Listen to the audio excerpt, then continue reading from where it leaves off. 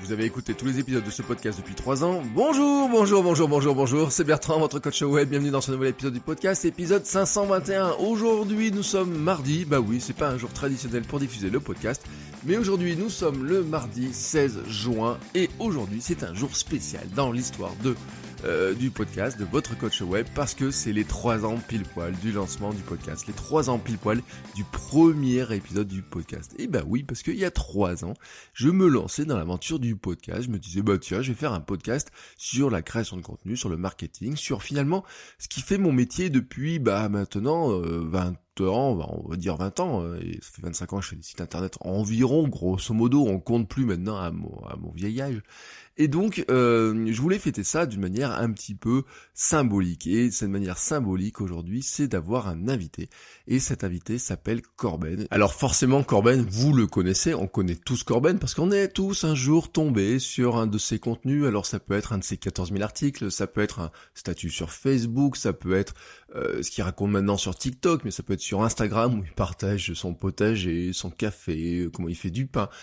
Ça peut être à une époque, il était sur Snapchat, bien sûr. Bon, vous l'avez peut-être probablement vu sur une page Facebook, vous pouvez le voir sur Twitch, vous pouvez l'écouter dans certains podcasts, vous pouvez l'écouter dans son propre podcast, ou peut-être vous écoutez sa musique. Eh ben oui, parce que Corben fait tellement de choses que lister comme ça, c'est un peu compliqué. J'ai oublié d'ailleurs de dire qu'il y a un livre, qu'il a édité son livre, et il nous explique d'ailleurs dans l'épisode comment il a fait pour éditer ce livre, en partie, il donne quelques trucs, l'état d'esprit dans lequel il est, parce que finalement, ce qui m'intéressait, c'était pas de savoir, de retracer l'histoire, de comment il a lancé son blog, etc.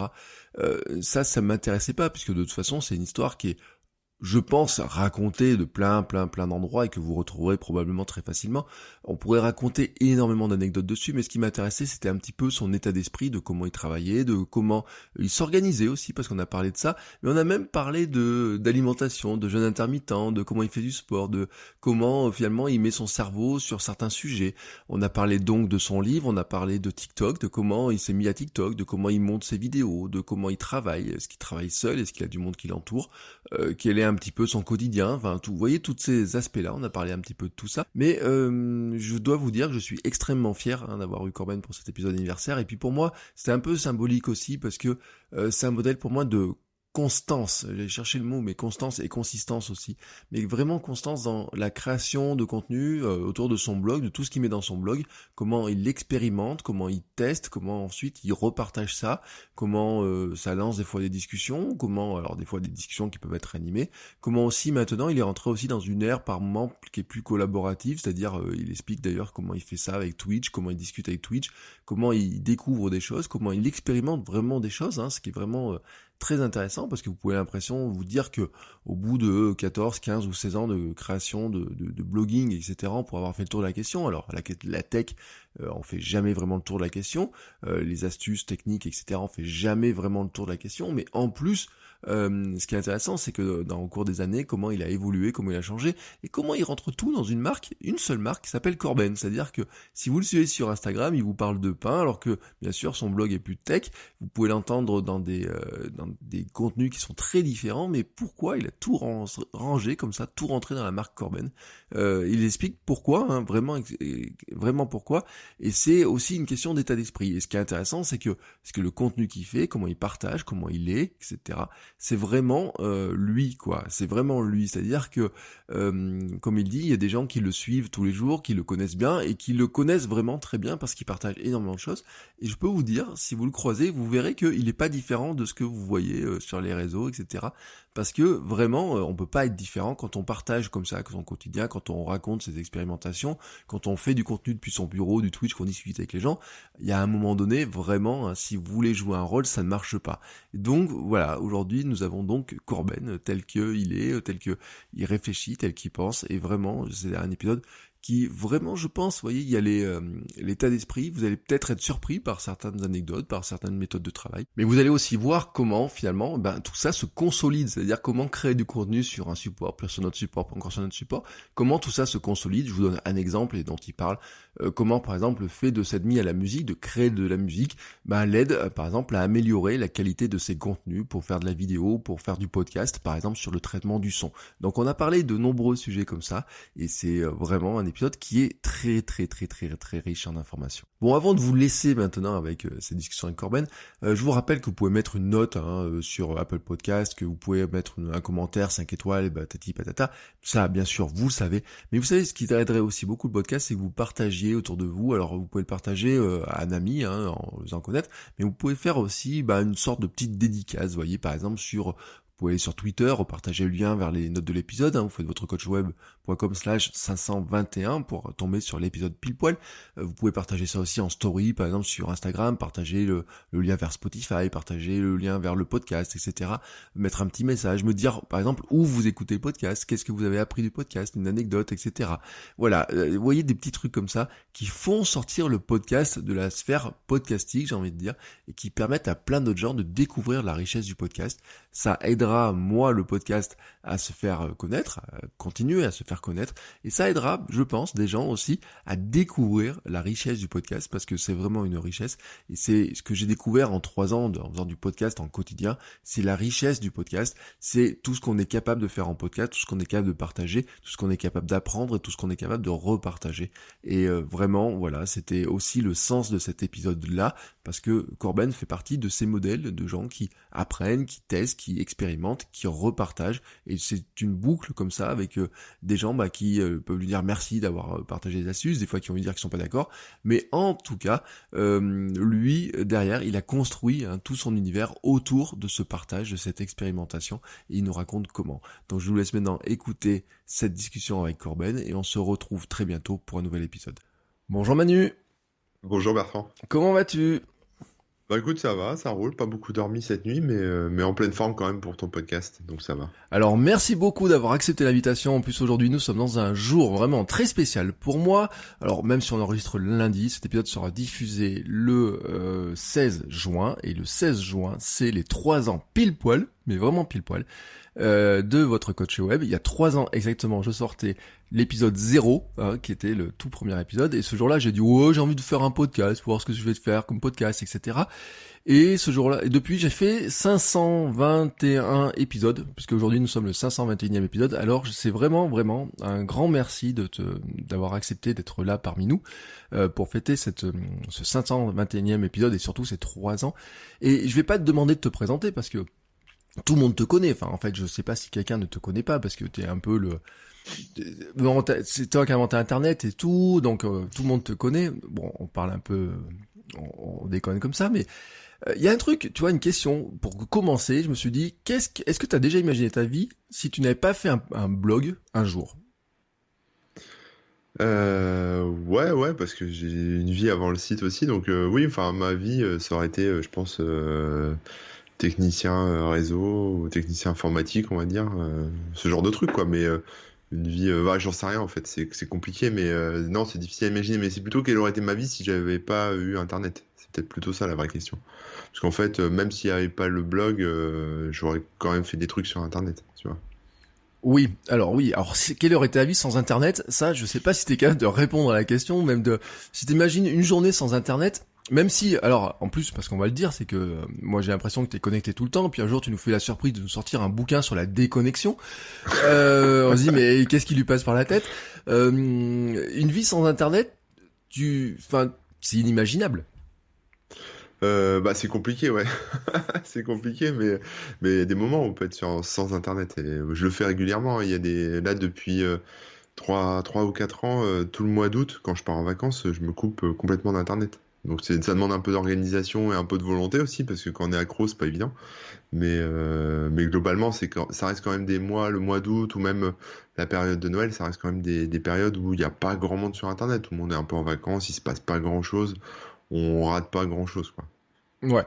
Bon, alors le reste du temps, ce qui fait environ, on va dire 11 mois, 10 mois et demi dans l'année finalement, on a l'impression que t'es connecté, mais alors l'autre jour, j'ai vu un message passer, à 5h du matin, je t'avais publié un truc. Ouais, je démarre tôt. En ce moment, je démarre tôt parce que je me lève. J'ai mes périodes, des moments où je démarre très tôt. Là, comme je fais l'école aux enfants le matin, du coup, j'attaque à 5h du mat, et vers 8h, 9h, je commence l'école, et puis ensuite, je reprends le boulot vers 13h30, 14h.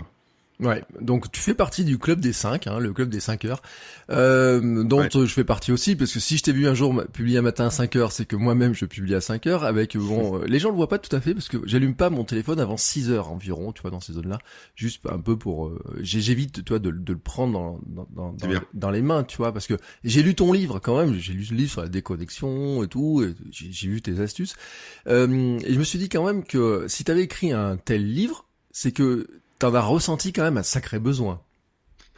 Ah bah oui, oui, oui, en fait, j'ai eu une phase un peu de burn-out il y a 2 ans. Donc en fait, l'idée c'était, enfin, tu vois, j'ai essayé plein de trucs, le sport, la méditation, enfin tout, en gros tous les trucs classiques de burn-out, c'est ralentir un peu le boulot, s'organiser mieux, enfin plein de choses différentes. Et en fait, je me suis rendu compte, bah, un peu tout seul, hein, parce qu'ils en parlent pas dans les bouquins ou dans les tutos pour lutter contre le burn-out, que en fait le smartphone c'est quand même une sacrée plaie parce que t'as beau méditer, si dans ta tête, même si ton téléphone est en mode avion éteint, tu l'as toujours dans la tête en fait. Mm. Donc tu as toujours envie de vérifier si t'as pas reçu un message, si il a pas sonné, si machin, etc. Donc en fait c'est un peu un frein en fait à tout ce processus. Et donc je me suis intéressé un peu à ça, ouais. Oui, et c'est vrai qu'en plus c'est une espèce d'addiction, mais qu'ils ont créé eux, hein, avec toujours les notifications, l'espèce de petits rappels, etc., qui se restent dans la tête. Et puis je sais pas si t'as lu la méthode, dont j'ai perdu le nom, mais dont voilà, j'ai perdu le nom, tu sais, sur Make Time. T'as pas lu ce livre sur la méthode Make Time? Non. Ils appellent ça en fait la piscine à débordement, tu sais, les avaleurs de temps, et la piscine à débordement. Ah C'est-à-dire oui. Mm. que t'as toujours un truc, de toute façon, quoi que tu fasses, t'as toujours un truc qui arrive, etc. Et en plus, je me dis que toi, c'est amplifié par le côté de ce que tu fais, parce que t'es toujours une veille, tu partages, je sais pas combien d'articles, et alors je sais même pas combien tu dois avoir d'articles sur ton blog, mais combien de liens tu publies aussi en plus. Bah, les articles, bah, en fait, tout ça, c'est un processus bien rodé, hein. C'est-à-dire, je fais de la veille, donc je regarde un peu tout ce qui se passe. Alors après, j'ai des outils, j'ai des trucs qui m'aident un peu en mode un peu intelligence artificielle, hein, pour simplifier, qui fait un peu un pré-tri de tout ce que je brasse. Et ensuite, bah, je partage. Donc après, ça, en gros, soit je mets de côté les choses que j'aimerais traiter sur le site, sur mon Mm. blog.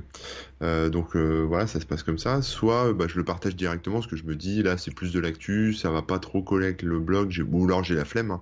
J'ai pas envie d'en parler, mais je trouve quand même ça intéressant et je le publie sur mes réseaux sociaux. Mais voilà, c'est un peu le process, quoi. Ouais. Alors, en parlant de réseaux sociaux, d'ailleurs, c'est un truc où moi j'étais épaté. Je t'ai vu sur TikTok. Et en plus, alors, mais en plus, je suis sûr que ça te prend du temps de faire les petits montages de TikTok et tout. Je suis sûr que tu passes du temps. Non, franchement, ça me prend 30, enfin ça me prend la durée du TikTok en fait. Déjà en contenu, bah, moi j'aime bien, enfin j'ai une stratégie, on va dire, de recyclage, de réutilisation du contenu. Donc ce que je poste sur TikTok, c'est un article que j'ai fait. Ça peut être aussi une vidéo YouTube. Enfin en gros, j'essaye de réutiliser le même contenu sur différents formats, différents supports. Et en fait non, j'ai un outil qui me permet de prendre des petites séquences vidéo à la suite, quoi. Il n'y a pas de montage, il n'y a rien, et j'envoie comme ça, quoi. D'accord, oui, parce que en fait, c'est extrêmement découpé quand même, hein, je dois le dire, c'est que tu fais pas une face cam, etc. T'as des changements de Ouais. caméra, t'as des petits angles, c'est super découpé, c'est super rythmé, hein, d'ailleurs. Tu le fais, je sais pas si t'as beaucoup d'audience, j'ai pas regardé ton TikTok récemment, mais Non, bah, à peu près. Bah, j'arrive lentement, mais sûrement aux 10 000, là. oui, bon, à peu près comme partout, hein. T'as 10 000 sur Ouais. Insta, t'as 10 000 sur... Là, ça a été plus vite, ça fait que 3 semaines, TikTok. C'est assez phénoménal comme réseau social. Oui, c'est ça. Et alors, c'est ce qu'il faut dire, hein, parce que j'ai fait plusieurs épisodes sur TikTok, c'est que les gens, il y a beaucoup de gens qui sont moqués de TikTok. Moi, j'ai dit un jour, arrêtez de vous moquer de TikTok, parce que vous savez pas ce que ça va devenir. Et surtout, c'est qu'il y a une croissance tout de suite qui est assez phénoménale. Moi, j'ai une vidéo qui a fait 49 000 vues, tu vois, alors que moi, contrairement à toi, j'ai pas autant d'audience, etc., à faire venir autant de gens. Mais c'est vrai que quand on se met à publier très régulièrement, ça grossit extrêmement vite et c'est extrêmement surprenant, hein, on avait perdu un petit peu, moi je trouve, ce goût de la viralité en fait. Ouais, ouais, ouais. Puis TikTok, c'est quand même quelque chose qui est assez. Enfin. Donc enfin, c'est compliqué, en même temps c'est simple. C'est-à-dire qu'il y a beaucoup de trucs un peu achetés, hein, sur TikTok. Les gens postent pas mal de merde, on peut le dire. Donc ce qui ressort, ce qui est beaucoup vu, c'est bah, les gens qui font de la qualité. Donc il suffit, bah, soit je parle pas forcément de trucs tech, hein. Il y a des gens qui dansent très bien, il y a des gens qui font de l'humour super, il y a des gens qui font des super tours de magie, etc. Donc moi je me suis dit, bon bah je sais pas danser, je sais pas faire de tour de magie, et je suis pas plus comique qu'un autre. Donc ce que je vais faire, c'est que je vais faire comme d'habitude, hein. Je vais parler d'astuces tech, comme ce que je fais déjà sur mon blog ou ailleurs. Et voilà, donc le format s'y prête. Enfin, il y a pas beaucoup de gens qui font ça, mais j'ai quand même des recos TikTok qui me montrent d'autres gens qui font un peu pareil. Mais c'est pas ouf non plus. Et puis voilà, après j'ai de quoi piocher, hein. J'ai plus de 14 000 articles sur le blog, donc je peux aller fouiller un peu dans la base de données et me dire, tiens, qu'est-ce que je pourrais mettre en avant qui pourrait être intéressant, quoi. Oui, alors c'est le gros avantage d'avoir une expérience comme la tienne, parce que bon, on l'a pas dit quand même, mais ton blog, tu l'as ouvert en quelle année? 2004. 2004. Alors là, oui, on est vraiment dans les des ancêtres, hein. Finalement, pour donner un petit peu un ordre d'idée aux gens, ça représente combien de visites? Là, je regarde pas trop les stats, mais on doit être à, je sais pas, par mois, ça doit être un petit peu en dessous du million de visiteurs uniques par mois. Je sais Bon. pas, je sais plus, je regarde plus. Ça a Mm, baissé, hein, depuis l'âge d'or des blogs, mm. mais ça reste dans ces eaux-là, quoi. Voilà, oui, ça a bien baissé par rapport à l'âge des blogs, effectivement, mais c'est vrai que l'audience après s'est déplacée, alors Oui. on te retrouve un petit peu partout, et puis c'est vrai que ce qui est marrant, c'est qu'on te retrouve sur plein de formats différents. On peut t'écouter dans certains autres podcasts. Tu as lancé ton propre podcast aussi, alors je sais pas où tu en es d'ailleurs, ton podcast. Je continue, hein. Écoute, ça s'appelle Parallèle, avec un S à la fin, et donc le but c'était pas forcément de parler de technologie, mais j'ai une conversation en fait. L'idée c'est d'avoir une conversation pour montrer un peu à ceux qui écoutent d'autres vies un peu parallèles à la leur ou à la mienne, et de montrer un peu voilà, d'autres gens qui font d'autres trucs qu'eux. Et donc ça parle pas de tech, mais enfin ça peut parler de tech, hein, mais ça parle de tout un tas d'autres sujets. Et je continue. L'idée c'était d'en faire 2 par mois, hein. J'ai imaginé ça un peu comme une série, une saison. Donc là on est à la saison 1 et je sais plus à quel épisode je suis, mais bon voilà, l'idée c'est d'en faire 24 dans l'année, quoi. Ouais, alors moi j'en ai écouté certains. Bon, le premier m'a foutu un peu le cafard, je t'avoue, hein. Enfin, je sais pas comment, tu sais, comment elle s'appelle, qui était en... Céline. Oui, et sur des trucs et tout, mais c'est intéressant parce que justement, c'est que ça casse un peu, tu vois, l'image qu'on a sur les réseaux sociaux, sur les vies parfaites, sur les trajectoires exactes, etc. Tu vois, les trucs. Là, elle parlait vraiment de ses difficultés. Je trouve que c'était vachement intéressant sur le plan de la conversation, même si un peu casse-morale sur certains trucs quand même. Ouais, après, voilà, les gens. Enfin, l'idée, c'est que les gens se livrent aussi un peu et racontent un peu. Voilà, je leur envoie un petit questionnaire avant pour m'orienter un peu dans ce que je vais parler.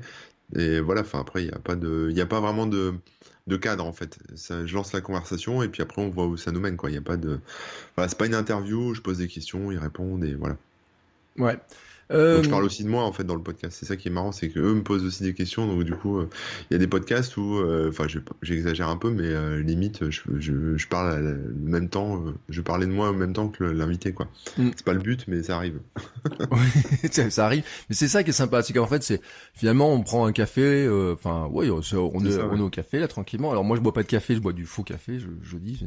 J'ai arrêté le café contrairement à toi, parce que on peut suivre tes aventures caféinées aussi des fois sur Instagram. On suit alors aussi quelque chose, et peut-être que les gens s'attendaient pas à te voir débarquer dans ce truc-là. C'est le milieu de la musique.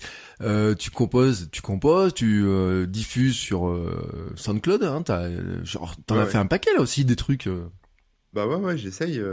C'est nouveau pour moi. J'ai commencé en septembre dernier, donc c'est nouveau, mais j'avais envie. Bah, c'est toujours un peu dans ce process là de, tu sais, de casser un peu la routine. Et je me dis bon, voilà, tous les matins j'écris, tous les jours j'écris, etc. Au bout d'un moment, tu sais, il faut un autre truc quoi pour un peu s'échapper. C'est pour ça que j'ai mon petit potager. C'est pour ça que je fais de la musique. Et donc du coup, j'ai commencé à m'intéresser un peu à ça. Je suis pas musicien, j'ai jamais appris à faire de musique. J'y connais rien, je connais personne dans la musique. Enfin voilà, mais je sais utiliser un ordinateur, donc on peut faire de la musique avec un ordinateur, donc j'ai regardé, et puis voilà, et donc maintenant je fais ça, et l'idée c'est quand même de... Enfin, c'est pas juste de faire ça comme ça, quoi, c'est d'essayer quand même de faire quelque chose de bien, et donc du coup j'apprends en fait. Donc je me suis tapé des formations, j'ai acheté des bouquins, je regarde plein de vidéos YouTube qui parlent du sujet, et puis bah, je passe du temps, donc j'essaye maintenant tous les vendredis de faire ça. Voilà, donc je fais que de la musique le vendredi. D'accord. Alors ça c'est vachement intéressant je trouve et justement on va creuser un peu ce sujet-là parce que là ça nous amène un peu sur la thématisation des journées finalement hein, parce que ce qu'on n'a pas dit, bon on a parlé un peu de blog, on a parlé de musique, t'as parlé de ton potager, t'as parlé des enfants, qu'est-ce que t'es chef d'entreprise aussi, YouTube. YouTube, t'as la chaîne comment ça s'appelle, les Webosaures, le jeudi c'est du live, on Ouais, t'entend chez Patrick Béja. Donc c'est vrai que ça fait beaucoup, hein. on te voit sur il y a un truc où je sais pas si je t'ai croisé sur Animal Crossing, je sais pas, peut-être que Non, t'as pas je monté joue pas encore un trop aux shop jeux dans vidéo. Animal Crossing. Non, je suis pas trop jeux vidéo.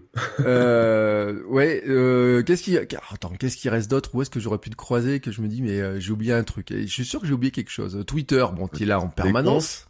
les confs, Yesouillac, voilà, enfin plein d'autres trucs, quoi. Ouais.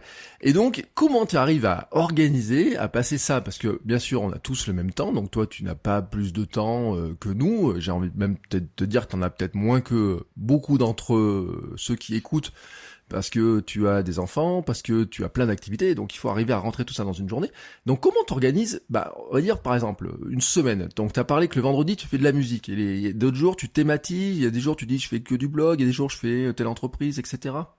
Bah, en ce moment, je fais beaucoup de blogs. Donc voilà, c'est bien parce qu'en fait, comme je me suis mis sur Twitch il y a quelques semaines, du coup, ça me pousse à moins procrastiner quelque part et enfin, me forcer. Je me force pas, mais à avoir un objectif un peu plus précis. Donc voilà, de faire des tutos, des choses comme ça, de tester des logiciels, d'écrire des articles, etc. Donc je suis un peu plus sur le blog en ce moment. Non, bah après, ma semaine, elle est un peu... voilà, le matin, c'est de la veille en général. Et puis l'après-midi, c'est plus de la rédaction ou des tutos. Alors comme je te dis, je recycle, hein, donc si je fais un tuto écrit sur un logiciel, voilà, sur le site, je vais essayer d'en faire une vidéo. Voilà, donc en même temps, je fais un live sur Twitch, et puis quand mon tuto est fini, si ça mérite d'aller sur TikTok, bah, je vais faire un petit TikTok dans la foulée. Donc c'est un peu ça en fait. Mais ensuite, le podcast, je l'enregistre un peu quand je peux, donc ça dépend. Enfin après, j'en fais 2 par mois, donc c'est pas non plus un truc qui prend beaucoup de temps. Mais je m'adapte à l'invité en fait en fonction de son planning, donc ça peut être le midi, le soir, enfin voilà. Le jeudi, effectivement, on a WebOzor avec Rémi, donc ça prend, on fait toujours un peu à l'arrache, on prépare rien, Mm. donc ça me prend pas de temps WebOzor, on se pose et puis on se filme pendant 1 heure et demie, et puis voilà quoi. Donc voilà, et le vendredi, ouais, en fait le vendredi j'ai toujours, enfin j'ai toujours bossé le vendredi, hein, puis même je bosse le samedi et le dimanche. Alors c'est pas régulier le samedi dimanche, ça dépend en fait. Quand j'ai un moment de creux, je me dis bon bah je me mets devant le PC. Sauf qu'au lieu de jouer, bah je fais mes trucs quoi, je bidouille, voilà. Mais en fait, je me suis rendu compte toujours dans cette démarche de se vider un peu la tête et de réduire un peu le rythme. Je me suis rendu compte qu'en fait, j'abattais la même quantité de travail en 4 jours qu'en 5. Mm. Donc en fait, du coup, je me suis dit, le vendredi, enfin l'idée de base du vendredi, c'était de dire, le vendredi, je fais ce que je veux. Donc je peux faire mon potager, je peux regarder la télé toute la journée. En fait, je culpabilise pas de pas bosser, quoi. Mm. Je peux faire n'importe quoi, je m'en fous. Je peux me balader, machin, j'ai pas de contraintes. Mais le fait de m'être mis un peu à la musique, et puis en plus j'aime bien ça, tu vois, donc j'ai envie de passer ce temps-là à faire de la musique. Donc c'est pour ça que le vendredi, je dis que c'est dédié à la musique, mais à l'origine, c'est pas ça, quoi. À l'origine, c'est de me dire que c'est dédié à ce que je veux, quoi. C'est un peu du temps libre, tu sais, c'est un peu comme chez Google, où tu as une journée par semaine où tu Mm. peux expérimenter tout ce que tu veux. Mm. Voilà, donc c'est un peu ce concept-là, et finalement, ça se ressent pas sur ma quantité de boulot. Parce que voilà, ça rentre dans le truc. Après, sur les articles, je programme aussi des articles. Avant, j'étais un peu en flux tendu. C'était un peu compliqué parce que les jours où j'étais pas là, bah, il y avait 0 article sur le site. Donc c'était un peu pénible pour les gens. Et puis les jours où j'étais là, bah, je pouvais en poster 5 dans la journée. Donc c'était pas forcément très régulier. Ouais, c'était aussi Là, pénible. bah, pénible, oui, oui, ça peut être pénible, ouais. Et donc, du coup, là, l'idée, c'était d'en publier minimum un par jour. Donc, voilà. Donc là, j'ai des articles programmés jusqu'au mois de juillet. Là, je dois être au Mm. 18 juillet ou 17 juillet, un truc comme ça. Donc, j'ai de l'avance aussi sur les articles. Donc, ça me permet d'absorber aussi les fois où je peux pas écrire, où j'ai pas envie. Et puis, les fois où je trouve plein de trucs, bah, je fais 3-4 articles dans la journée et puis je les programme, quoi. Oui, parce que là, je suis en train de regarder, je suis sur ton site tout de suite, je vois 3 articles le 15 juin quand même, donc aujourd'hui, hein, on enregistre le 15. Donc là, quand même, t'as été... on dirait, il y a du rattrapage aussi, parce que tu publies Cultosaur, je me suis dit, peut-être t'as pas eu Ouais, le temps c'est de le ça. mettre, ou... Bah ouais, mais par exemple, voilà, le Webosaur, on l'a enregistré jeudi, je l'ai publié sur YouTube et j'ai programmé l'article pour aujourd'hui. Voilà, comme ça fait c'est toujours cette histoire de recyclage, en fait, de contenu. Il y a Ouais. ça aussi. Ouais, moi je suis aussi un grand adepte du recyclage, hein, ça fait partie des techniques que je prône depuis longtemps, puisque moi je le fais, puis je duplique dans beaucoup d'endroits. C'est vrai que les gens osent pas recycler, des fois ils disent ouais mais il faut que je partage des choses, alors que sinon on est comme des hamsters, on tourne dans une roue, alors que finalement essayer de réinventer des choses, alors que il y a des gens qui vont te voir sur un côté, qui vont pas te voir sur l'autre, qui vont jamais savoir d'ailleurs que t'es sur même Instagram. Puis peut-être d'ailleurs il y a des gens. Je suis sûr d'ailleurs, tu vois, quand je regarde ton compte Instagram, je me demande si t'as pas des remarques de gens qui disent mais le Corben d'Instagram il m'intéresse pas beaucoup. Si, bah en fait, c'est Instagram, moi j'aime bien prendre des photos, j'ai toujours aimé ça, même avant Instagram. Alors je suis pas un photographe, donc j'ai pas d'appareil photo, etc.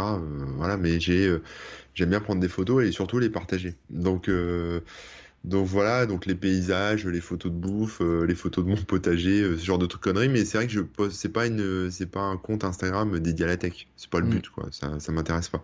Donc évidemment, oui, il y a des gens qui sont déçus, mais c'est un peu comme Twitter où les gens me suivent parce qu'ils s'attendent à avoir que des liens tech et le jour où je parle de la locution de Macron ou de je sais pas quoi ou d'un fait divers ou peu importe ou de mon potager, etc. Ils vont me unfollow, enfin sans oublier de m'insulter avant. Mais voilà, en général, je leur réponds qu'il n'y a pas de souci, je leur rembourserai leur abonnement à mon compte Twitter, donc aucun problème. Mais voilà, non, après, c'est vrai que c'est un peu bizarre. Mais par contre, tu vois, TikTok, bon, bah, je poste plus des trucs effectivement tech, parce que là, Hmm. je sais que les gens cherchent ça, il y a un intérêt. Instagram, je m'en fous, en fait, c'est juste pour mon plaisir. Si j'avais 2 followers Instagram, ça m'irait aussi. Hmm. Alors en plus, alors ce qui est très marrant, c'est que je sais pas comment tu pratiques sur Instagram, mais je regarde sur Twitter en ce moment. Les gens peuvent être très surpris. Tu as 121 000 abonnés sur Instagram, sur Twitter, et tu ne suis que 5 personnes. Et alors ça, s'il faut l'expliquer quand même, parce qu'un jour, t'as dit bon, j'efface tout le monde finalement. C'est Ouais, et encore 5 c'est beaucoup, hein, mais ouais. Ça dépend en fait, j'en rajoute plus ou moins, j'enlève, voilà, des fois je me dis tiens lui il a l'air cool, je le suis qu'un jour et après je ne follow. Mais bah ça c'est pareil en fait, c'est-à-dire que si tu veux, moi je suis assez sensible, donc quand je vois les mauvaises nouvelles, les articles, les faits divers, les trucs de merde qui passent sur BFM, tous ces trucs-là qui sont tweetés, retweetés, les embrouilles, les gens, enfin les tweets clash, les machins, enfin tous ces trucs-là. Même si ça me concerne pas forcément directement, au bout d'un moment, ça va me miner. Et puis, je vais m'enfermer dans un espèce de truc où je vais commenter, où je vais donner mon avis, ou machin, etc. Donc là, je me suis dit, bon, c'est pas la peine. Même mes potes bah, retweetent un peu les mêmes merdes que tout le monde, hein, et même moi, je retweetais ces mêmes merdes, hein. On va dire, j'accuse personne, hein, c'est normal. Mais donc j'ai unfollow tout le monde. Hmm. Donc j'ai unfollow tout le monde en prévenant un petit peu, en disant à tout le monde, enfin en faisant un message, on va dire, générique, en disant vous inquiétez pas, je unfollow tout le monde, mais il n'y a rien de personnel. Donc j'ai arrêté de suivre tout le monde. Et en fait là les comptes que je suis, c'est juste des comptes bidons, hein. C'est le compte de YesWeHack, le compte de Webosaur, puis voilà, puis un ou deux comptes de temps en temps que je trouve sympa. Et puis après quand ils me saoulent, j'arrête de les suivre et je passe à autre chose, quoi. Oui, alors pour autant, on va le dire, hein, c'est que t'es pas non plus dans ta grotte coupée des autres, etc.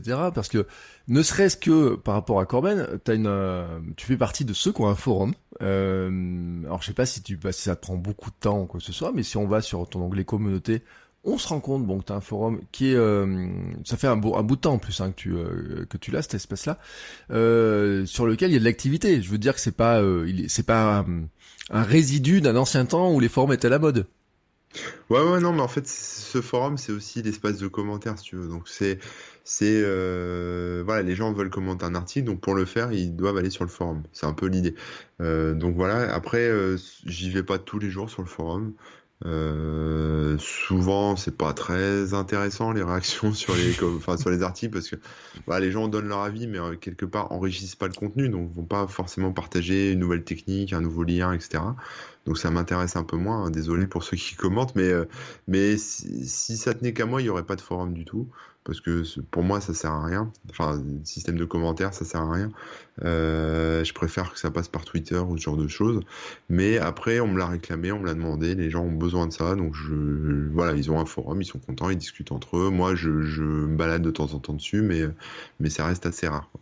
D'accord, C'est donc plus pour faire plaisir, en fait, que pour moi. Ouais, donc t'es pas ce grand bourru que des fois on a l'impression qu'il a l'air de dire arrêtez de m'emmerder, enfin ou je sais pas quoi, enfin des fois on... Non.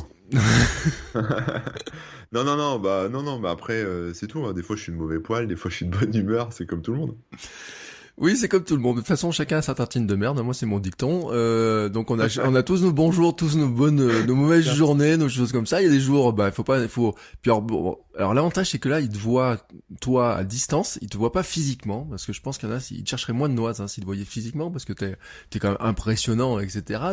Je parle vraiment physiquement, parce que il faut le dire aux invités, aux auditeurs, c'est que t'es probablement l'invité du podcast qui est le plus proche géographiquement de moi. Parce que je suis passé encore devant chez toi ce matin et je passe devant chez toi quasiment tous les jours, ce qui me fait bien rire et tout et comme ça. Et pourtant on est par Skype, etc. parce qu'on est en plein confinement.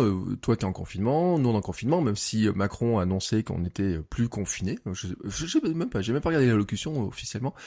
Et mais ce matin je disais, je rigolais, je disais on passe tous les jours devant chez lui quand même.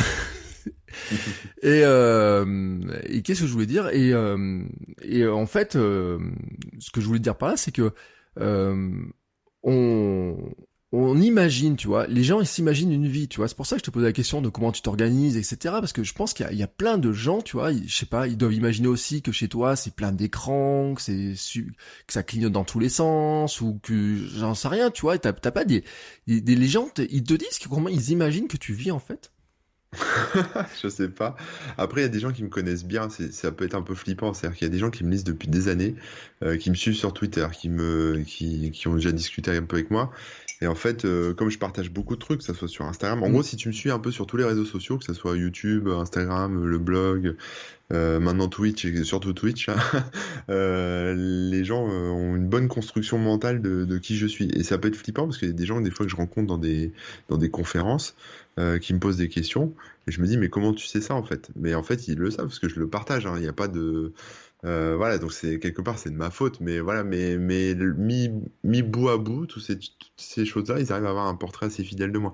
Après, oui, c'est vrai que les gens, la plupart, hein, ont une image un peu faussée de ce que je fais, de moi, voilà, parce qu'ils s'arrêtent juste à l'aspect superficiel de mes quelques tweets un peu énervés ou de mon site ou voilà, donc ça va pas, voilà, ils vont pas chercher midi à 14h, donc et la plupart des gens aiment bien ranger les autres personnes dans des cases, donc voilà, j'ai plein de cases, enfin, je pense que les gens me mettent dans plein de cases différentes, donc voilà, mais c'est pas, je m'en fous en fait, ça me gêne pas plus que ça, quoi.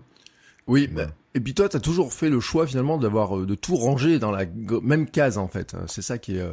C'est des discussions qu'on a eues, tu sais, je me rappelle dans le passé, on avait discuté de ça. Est-ce qu'il faut avoir Ouais. plusieurs sites ou des choses comme ça? Toi, t'as fait un choix finalement, c'est tout rentre dans Corben quoi. Bah oui, parce qu'en fait, c'est difficile pour moi de tout séparer, en fait. J'ai déjà essayé de lancer des projets à côté, des trucs sous d'autres noms, etc. Mais en fait, ça m'intéresse pas. Moi, le seul truc qui m'intéresse, c'est mon blog, c'est mon site, c'est mon espace. Monter d'autres trucs à côté, ça m'ennuie assez vite, en fait. Je l'ai déjà fait, hein, je l'ai encore fait récemment. Voilà, je sais pas, j'y arrive pas, quoi. Donc finalement, là, l'idée, c'est de tout concentrer, on va dire, sous la même marque, hein, sous le même nom. Même si après, il y a différents canaux de communication, quelque part, le point central, ça reste le blog. Mm. Et d'ailleurs, même ton livre, ce que je vais vérifier, il est signé Corben. Il est pas signé de Ouais, ton nom, il ouais, est vraiment signé Corben. Hein. ouais, c'est ça. Ouais, parce que voilà, les gens me connaissent sous ce pseudo, donc je me suis dit autant, tu vois, autant utiliser ce pseudo. Il est quand même plus connu que mon vrai nom. Oui. D'ailleurs, le livre, je trouve que c'est un truc qui est intéressant parce que maintenant, au début, tu l'as sorti en quoi? En auto-édition, tu t'as fait des systèmes Ouais, d'impression et maintenant, t'as un éditeur, un vrai éditeur ou ça se passe c'est comment? ça. Ouais, en fait, je l'ai sorti avec un système d'auto-édition qui s'appelle Librinova. Donc en gros, j'ai payé un petit forfait, et ça m'a donné accès à leur plateforme, etc. Donc j'ai distribué le livre comme ça sur les plateformes, parce que j'avais pas envie de me faire chier à créer un compte Amazon, un compte Fnac, un compte Cultura, enfin je sais pas quoi.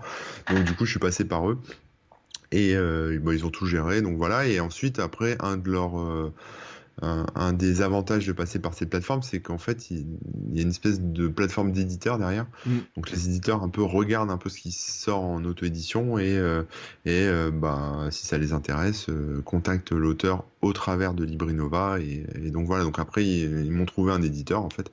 Et maintenant, j'ai un vrai éditeur qui a fait une vraie mise en page, qui a fait un truc. Voilà, parce que le premier, la couve, c'est moi qui l'avais faite, quoi. Mais bon, elle est pas si dégueu que ça. Mais bon, après, ça, c'est. Voilà, il y a eu un vrai graphiste qui a bossé dessus. C'est en couleur. Enfin, c'est plus sympa, quoi. Ouais. Alors c'est intéressant Librinova d'ailleurs parce qu'ils le disent que ça permet à des auteurs de signer un contrat d'édition, etc. Est-ce que tu as d'autres projets d'écriture de livres? Il me semblait que tu écrivais quelque chose d'autre, non? Ouais, j'ai essayé, j'aimerais bien écrire un jour un roman, mais je sais pas, j'arrive pas. J'ai pas le déclic, j'ai pas le truc. Là, en fait, si tu veux, le livre sur l'addiction au téléphone portable, c'est un peu comme un tuto, en fait. Je l'aurais fait Mm. sur le site, je l'aurais fait sur mon blog, si tu veux. Donc là, je me suis dit, j'ai jamais parlé de ce sujet sur le blog. J'aurais pu le livrer tel quel dans un article. Mais je me suis dit, je vais l'étoffer, je vais faire un truc plus gros et je vais en faire un bouquin parce que j'ai toujours rêvé de faire un livre. Donc autant profiter de ça pour faire un livre. Après, un roman ou ce genre de choses, j'aimerais bien. Enfin, si tu veux, l'idée me plaît, intellectuellement parlant, mais je sais pas, j'y arrive pas. J'ai déjà essayé, j'ai l'impression d'être mauvais, que ça sonne faux, de pas avoir. Enfin voilà, je sais pas bien faire ça. Donc voilà, on va dire que j'ai commencé par un truc facile, quoi. Mais après, je sais pas si j'en ferai un jour, mais en tout cas, je suis content, j'ai sorti mon bouquin. Voilà. Ouais, on veut dire que c'était une bucket list des choses à faire C'est dans ça, ta ouais. vie. Le bouquin, c'est fait. Le potager, c'est fait. Tu sais faire du pain aussi, parce que là, on voit tes baguettes, etc. C'est impressionnant, n'empêche, au niveau du pain, les progrès. Parce qu'au début, tu faisais du pain dans une cocotte. Maintenant, ça ressemble à du pain de boulanger. On a l'impression que tu mets même la farine dessus, qu'elles sont Ouais, façonnées comme... ouais. et je me dis, mais ça y est, il a ouvert une boulangerie, c'est pas possible. Et ce matin, donc c'est pour ça qu'on a vérifié. Non, il n'y a pas de panneau boulangerie devant chez toi. Donc on dit, Non, bon, non. c'est pas ça. T'as fait... Alors j'avais un truc aussi, je me rappelle d'un truc, je sais pas où t'en es dans tes efforts de sport, parce que alors moi j'ai le changement aussi physique, on parlait tout à l'heure du physique, mais t'as fait au niveau du sport, je sais pas combien d'heures t'as passé dans une salle de sport, mais c'est impressionnant quand même. Bah, en fait, c'était toujours pareil, tu vois, c'était par rapport au stress, en fait. Donc, le sport, bah, je me suis inscrit à la salle de sport. Alors, j'y suis allé un petit peu au début. Après, il y a eu un moment où j'y suis plus allé. Puis après, j'y suis retourné. Et un peu plus intensivement. Mais intensif, ça reste quand même très tranquille, hein. C'est 1 heure de vélo. Enfin, je fais pas de crossfit, hein. C'est du vélo, c'est du tapis de marche. Je cours même pas, hein, sur le tapis. Je marche vite, quoi, tu vois. Enfin, Mhm. je fais des trucs à la cool, quoi. Ouais. Mais parce que j'ai pas envie de faire de gros efforts physiques, ça m'intéresse pas. Bon, je transpire un peu quand même, mais voilà. Et l'idée, c'était, enfin, le coach à la salle de sport me dit, il faut venir 3 fois par semaine, donc 3 fois 1 heure par semaine. Bon bah voilà, mais c'est ce que j'essaye de faire, on va dire, c'est un peu 3 fois par semaine, c'est mon minimum, si tu veux, c'est ce que j'essaye Mhm. de faire. Mais en réalité, comme souvent je suis parti, je vais à Paris, j'ai des conférences, des choses à gauche à droite, je peux pas non plus y aller tout le temps. Donc je me suis dit, bon, on va maximiser le truc, je vais essayer d'y aller tous les jours. Alors tous les jours en semaine, hein, pas le week-end, mais j'y vais tous les jours. Donc j'y vais. Donc une bonne semaine, c'est 5 heures de sport par semaine, quoi. Donc après, il faut se motiver, hein. Des fois, j'ai pas envie. Voilà. Après, je bouquine, hein. Tout le monde écoute des podcasts ou regarde des films sur son téléphone à la salle de sport. Moi, je bouquine, donc je colle mon Kindle sur la machine et puis je lis en même temps. Donc quelque part, c'est bien parce que en fait, j'aime pas ça le sport, hein. C'est pénible, ça me saoule. Mais le fait de lire, mais j'adore lire, donc du coup, ça me permet aussi d'avoir un temps où je peux bouquiner, réfléchir, explorer des nouvelles choses que je connais pas. Plus, effectivement, plus dans ton rayon, tu vois, de développement personnel, parce que ça passe un peu mieux quand tu fais du sport qu'un roman Mhm. où, voilà, là, tu peux réfléchir, comme tu es déjà dans une démarche un peu de prendre soin de toi, bah, tu complètes ça avec autre chose. Mais là, avec le confinement, ça m'a tout foutu par terre, parce que du coup, enfin, avec le Covid-19, ça m'a tout foutu par terre, parce que voilà, les salles de sport ont fermé. Donc là, j'ai pas fait de sport depuis depuis fin février, en fait. Donc voilà, j'ai le vélo elliptique dans le bureau, mais je monte pas dessus, ça me saoule. Donc voilà, mais j'espère reprendre peut-être en septembre, on verra. Mais Ouais. bon, ça va, le poids se maintient grâce au jeûne intermittent. Ah, parce que t'es un adepte du jeûne intermittent aussi. Bon, on va tout Ouais, ouais, savoir ouais. alors. Mais ça t'en a pas parlé de Ouais. ça. Non, j'en ai pas trop parlé parce que les régimes, c'est compliqué. Tu sais, chacun a sa religion. Les régimes, c'est comme les religions. Ouais. Mais je vois pas ça comme un régime, c'est juste pour maintenir un poids, on va dire, un poids normal, quoi. Ça m'a permis de perdre du poids au début, donc ça, plus le sport, ça fait fondre assez vite. Donc c'est pour ça que j'ai fondu aussi, on va dire, assez vite. Et là, ça me permet de maintenir, en fait. C'est-à-dire que je peux faire des excès, je peux manger comme un petit cochon, etc. Parce que je suis gourmand quand même. Mais du coup, ça m'a permis après de garder le même poids et pas reprendre en fait. Tu vois, par exemple, sur le confinement, là, j'ai repris 6 kilos. Mhm. J'avais un peu relâché le jeûne intermittent et là, je m'y suis remis depuis le début de la semaine dernière. J'ai déjà perdu 2 kilos, donc il me reste plus que 4 à perdre. Et encore, je ne me suis pas pesé là ce week-end, donc je sais pas, peut-être que ça sera un peu moins. Mais voilà, ça permet de tenir. Et puis, même au niveau santé, je trouve ça mieux. Ça permet de. Enfin, je l'ai vu en fait, quand je tombais malade, moi, c'était la cata, hein. Je chope un rhume, mais je le garde 10 jours, quoi. Et je suis au lit et je suis fatigué, j'en peux plus. Là, en une journée et demie, 2 jours, c'est plié, quoi. Donc, je suis guéri, quoi. Donc, ça permet de renforcer aussi pas mal les défenses immunitaires. Donc, ça, c'est cool, quoi. Oui, alors jeûne intermittent, tu pratiques quoi? Du 16 heures en fait, hein, du 16 heures de jeûne, quelque chose comme ça tu fais? Ouais, c'est un truc comme ça. Enfin, c'est même un peu plus, hein, je crois que ça va être 18 heures. Mais ouais, en gros, j'arrête de manger le soir, quoi. Et puis, je reprends le lendemain vers 16 heures, 17 heures, quoi. Ah Donc, oui, je me fais un bon petit goûter. Et puis après, je remange le soir. Voilà. ah ouais, ouais, d'accord, oui. Alors effectivement, t'es plus sur un format de 18 heures, 16-18 Ouais. heures. Moi, tu vois, j'étais très réticent sur le jeûne intermittent. Parce que ça, moi, quand je mange pas le matin, après j'ai faim toute la journée, tu vois, j'ai envie de manger du chocolat, des gâteaux, etc. Et je dis ça, Ouais. mais en même temps, je fais du jeûne intermittent tous les lundis depuis quelques temps. C'est un test maintenant que comme ma femme elle est en formation de naturopathie et ça fait partie des choses qu'ils testent en Ouais, j'ai vu ça, naturopathie, ouais. etc. Bon, donc on fait du jeûne intermittent. Voilà. Alors il y a des jours ça passe plus ou moins bien. Ce matin c'est passé super bien. J'ai même fait une séance de sport à la fin de mon jeûne intermittent. J'ai fait mes petites séances de pompe, etc. Et pendant longtemps j'ai dit le jeûne intermittent, ça va tout me détraquer parce que ça me donnait des envies de manger. Tu vois, l'après-midi j'avais envie de manger du chocolat, du sucre, des gâteaux, enfin tout ce qui passait. Et je disais ça sert à rien de faire du jeûne intermittent si l'après-midi c'est pour se goinfrer. Mais c'est vrai qu'après, peut-être que finalement, en passant par un bon petit goûter ou quelque chose comme ça, après, le reste de la journée, enfin, il reste pas grand-chose où t'as pas d'occasion de grignoter jusqu'au repas du soir, et donc peut-être, effectivement, ça peut être une Ouais, bah astuce. après, l'idée c'est de. Enfin, moi je me prends pas trop la tête, hein. Comme je te dis, je suis gourmand, etc. Donc, effectivement, quand t'as un quart pas par jour, c'est un peu compliqué de manger que des saloperies parce que du coup, t'as pas un repas équilibré, donc tu vas être malade au bout d'un moment.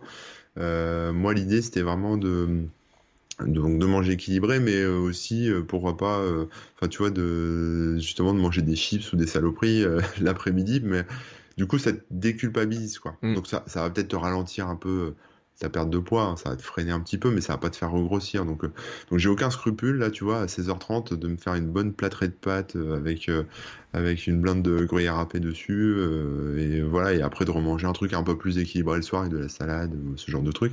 Mais, euh, mais comme les repas sont ramassés, sont concentrés un peu sur la même période de temps, bah, ça reste plus efficace que de faire, on va dire, l'équivalent en termes de repas. Finalement, de manger la même quantité, mais étalé sur toute la journée, quoi. Ouais. Et toi, t'es pas du tout dans une recherche parce que de temps, tu vois, d'efficacité du temps, parce qu'il y en a qui font ça pour en disant oh je passe moins de temps à manger, tu vois, sur le plan de la productivité, ça va plus vite si je prends pas de petit déj le matin, tu vois. Toi, c'est pas du tout t'as pas pensé à ça, Non, toi. non, non, non, non, mais bah, j'y ai déjà pensé avant, mais en fait, enfin, c'est pas un truc que je recherche spécialement. Non, non. Après, c'est sûr que ça me fait gagner du temps, hein. Le midi, je mange plus, je me prends plus la tête, je fais plus de pause. Parce qu'en fait, faut savoir qu'avant, quand je mangeais le midi, j'étais parti pour 2 heures de pause, quoi. C'est-à-dire que, non, mais tu vois, tu te fais la bouffe, tu manges, tu finis ta série Netflix, donc déjà, voilà, ça peut prendre plus ou moins de temps. Après, tu vas te taper une petite sieste, et voilà, t'as 2 heures qui sont passées, donc déjà, t'as 2 heures grillées dans la journée.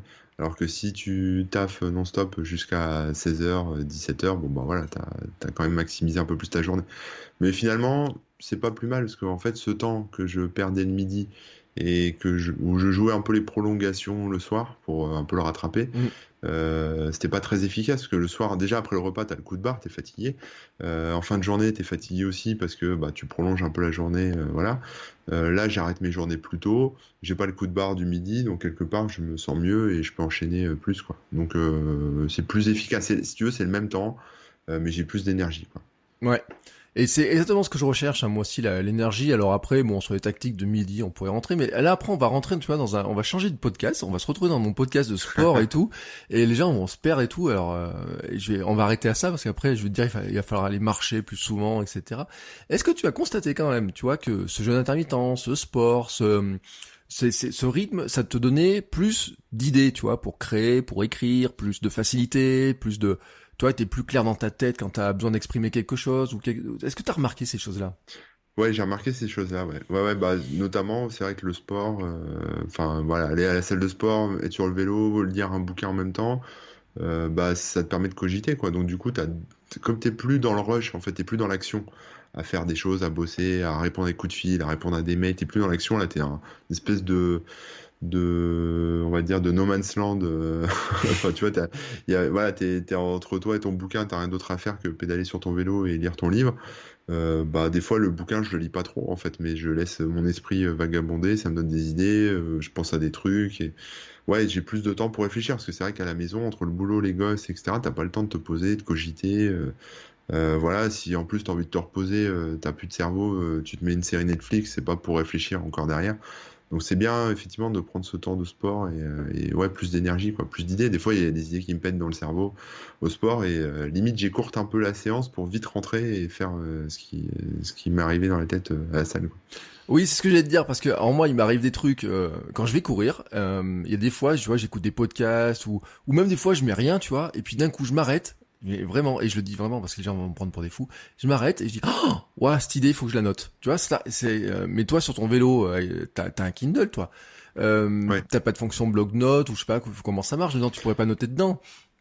Non, non, non, enfin si, tu peux noter dedans, prendre des notes, etc. Je mets des trucs. Non, sinon je retiens dans ma tête, quoi. Mais j'essaye de pas prendre le smartphone quand je suis à la salle de sport. Mais ça m'est déjà arrivé quand j'ai un objectif. C'est-à-dire quand je me dis, là, pendant la salle de sport, je vais réfléchir à ci ou ça. Voilà, c'est mon objectif. Je prends le téléphone pour prendre des notes, en fait, avec. Donc j'ai quand même le bouquin ou j'ai quand même les écouteurs avec un podcast ou un truc, s'il faut, parce qu'il y a le téléphone, mais du coup je prends des notes aussi en même temps. D'accord. Alors tiens, ça va intéresser, je pense, les auditeurs. Dire que tu te programmes des fois, tu te dis là sur l'heure de sport, je vais réfléchir à ça et puis c'est quoi? Tu lances la machine en fait, tu lances un peu le cerveau. Ouais, c'est un peu ça. Par exemple, tu vois, j'ai lancé là il y a pas très longtemps des formations. Ouais. Bon, pour l'instant, j'en ai fait qu'une. Enfin, il y en a deux autres qui sont tournées, mais j'ai pas finalisé encore. C'est un peu dur à coucher, parce que c'est beaucoup de boulot. Mais bah, par exemple, voilà, formation, bah, je pars de zéro. Qu'est-ce que je peux proposer? Qu'est-ce que je mets comme contenu, etc. Donc, je réfléchis un peu. Ou alors, comment faire une formation? Qu'est-ce qu'il faut faire, etc. Donc, je vais écouter peut-être des e-books là-dessus, ou je vais lire un truc là-dessus. Et puis, du coup, je vais prendre des notes pour rien oublier sur un peu les étapes, etc., quoi. Donc ça, c'est un exemple, hein, mais ça peut se décliner sur plein d'autres choses. D'ailleurs, c'est une bonne question, cette histoire des formations, parce qu'effectivement, j'ai vu que tu avais lancé tes formations. La première, c'est sur monter un serveur, hein, je crois, ou... Non, la première, c'est sur le choix d'un nom de domaine. Alors ça Oui. peut paraître un peu facile, mais en fait, il y a plein de petites techniques, de trucs, d'erreurs à pas faire, etc. Même sur la sécurisation de son nom de domaine, etc. Et le choix de l'hébergement, parce qu'il y a beaucoup, on pose souvent la question, en fait, il y a beaucoup d'hébergeurs, ils ont des offres absolument, enfin, très complexes et beaucoup de choix, etc. Donc, qu'est-ce qu'il faut prendre, à quoi ça correspond, etc. Donc, j'ai fait un peu ça, mais c'était un peu la première pour me lancer. Pour moi, elle était un peu facile, entre guillemets. Après, j'ai des trucs plus techniques, mais c'est plus dur parce qu'en fait, j'ai envie de tout couvrir, tu vois, j'ai envie Mm. de tout explorer, tout couvrir. Et il faut quand même que ça soit digeste et il faut que ça soit précis. Donc, je peux pas m'étendre partout. Voilà, donc après, voilà, c'est un peu ça. Donc, c'est un peu compliqué les formations, mais je sais plus ce que tu me demandais, mais bon, Mais voilà. pourquoi tu te lances? Alors, ce qui est intéressant, c'est pourquoi tu t'es lancé à faire une formation comme ça. Est-ce que c'est pour tester? Est-ce que c'est parce que tu te dis, oh, j'en ai marre, il y a trop de questions toujours sur le même sujet, autant qu'ils achètent qu'ils payent le truc. Enfin, c'est quoi la logique en fait? Bah, d'abord, c'est une envie parce que c'est un truc que j'ai jamais fait. Moi, j'aime bien explorer des nouvelles choses. Voilà, quand j'ai jamais fait un truc, ça m'attire en fait. Tu vois, j'ai jamais fait de musique, j'ai envie de faire de la musique. J'ai jamais fait de Twitch, maintenant j'ai une chaîne Twitch. J'ai jamais fait de montage vidéo, bah maintenant je fais un peu enfin, je monte mes petites vidéos moi-même. Enfin voilà, moi, en fait, moi, dès qu'il y a un truc que j'ai jamais fait, j'aime bien aller essayer quoi. Donc déjà, c'est juste, enfin, la première raison, c'est ça. Ensuite, la deuxième raison, elle est, bah, c'est juste diversifier les sources de revenus en fait, parce que le site, bah, moi je vis avec la publicité sur le blog et la publicité, bah, ça peut être un peu compliqué surtout en ce moment. Donc l'idée, c'est de penser à l'avenir, de se dire bon bah voilà, on ne sait pas comment ça sera fait plus tard. Donc évidemment de diversifier les sources de revenus. Et puis aussi parce que je me suis dit que les gens étaient pas forcément on va dire, très à l'aise tout le temps avec les technologies, pas très à l'aise avec comment on fait un site, en fait, les trucs de base, si tu veux. Voilà, comment on monte un site, comment on fait. Alors, il y a plein de gens qui ont plein de bonnes idées, mais dès qu'on se retrouve confronté à la technique, bah, ça devient compliqué parce que tu peux regarder plein de vidéos YouTube, tu peux regarder plein de tutos, lire plein de livres, etc.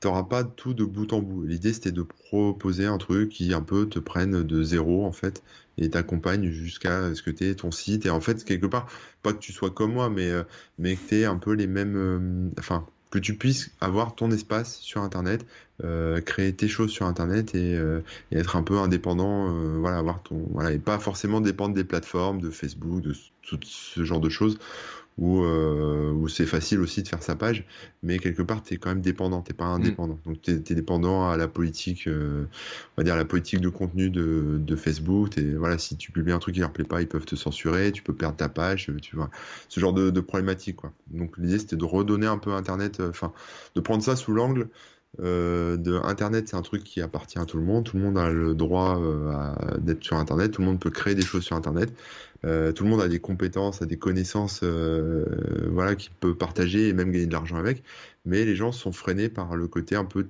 technique, un peu relou de se créer un site, de se prendre un nom de domaine, de mettre son site en ligne, de jouer avec WordPress ou autre chose, de sécuriser son serveur pour pas se le faire péter, etc.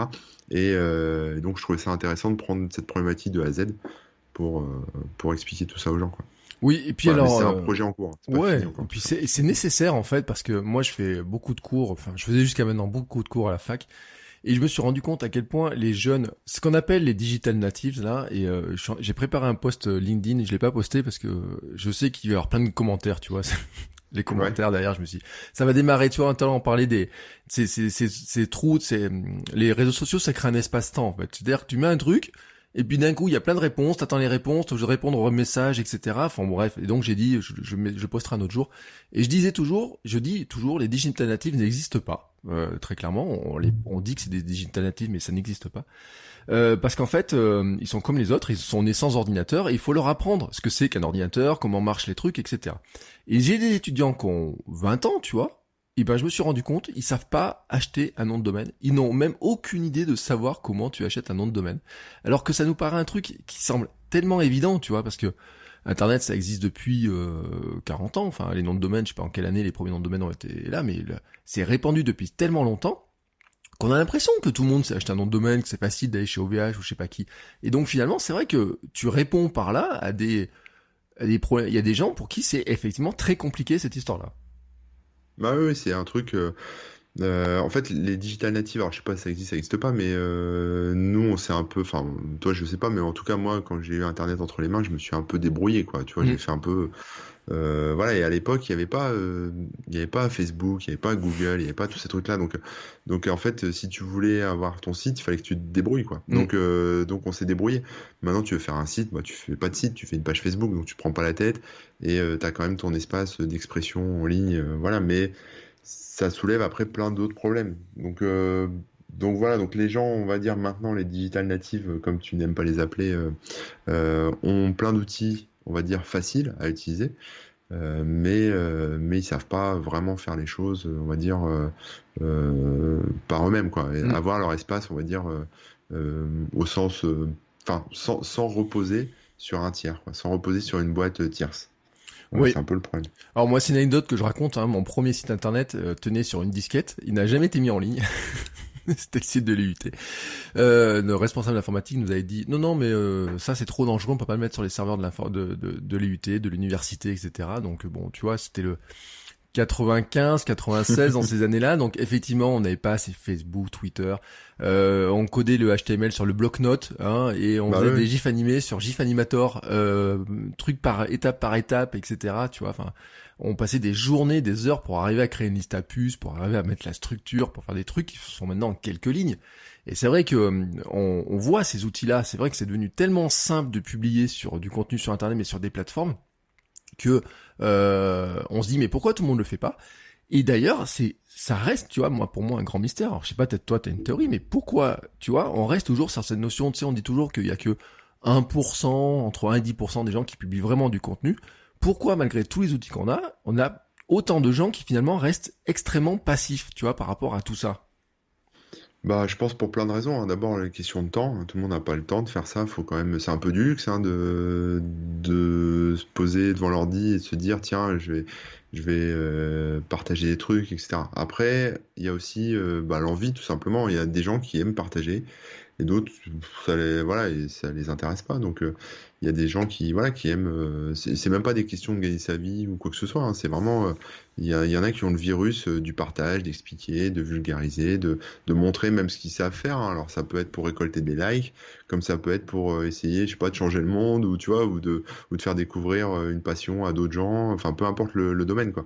Mais effectivement, il n'y a pas beaucoup. Et puis aussi, même quand tu as un peu cette passion d'expliquer, même quand tu as envie, souvent il y a plein de gens qui vont lancer leur truc. Et au bout de 2 semaines, ils vont se décourager parce qu'en fait, ça prend du temps. Ça peut être compliqué. Il faut savoir faire plein de métiers à la fois, hein. Faut savoir, enfin voilà, il faut pas juste savoir écrire ou filmer. Il faut aussi savoir monter. Il faut savoir gérer un serveur. Il faut savoir faire plein de choses. Donc ça peut être un peu compliqué. Donc voilà, ça demande quand même beaucoup de choses, quoi. Et puis après, on peut mettre sur le tapis, ensuite bah, gérer aussi les gens, hein, qui viennent commenter, gérer les gens qui... Ouais, mais il y a ça aussi, donc comment on interagit avec des gens qu'on ne connaît pas. Ça peut être un peu angoissant aussi de se dire, tiens, de s'exposer en fait, de se dire, Mm. moi je suis dans ma bulle, personne me connaît, voilà, et là d'un coup, j'attire un peu, on va dire, les spots vers moi. Ça peut être un peu flippant. Moi, ça peut me faire flipper, mais j'essaye de pas y penser. Mais voilà, voilà, il y a une espèce de forme d'inconscience quand même de s'exposer, de montrer sa tête, sa voix, de raconter un peu ce qu'on fait, etc.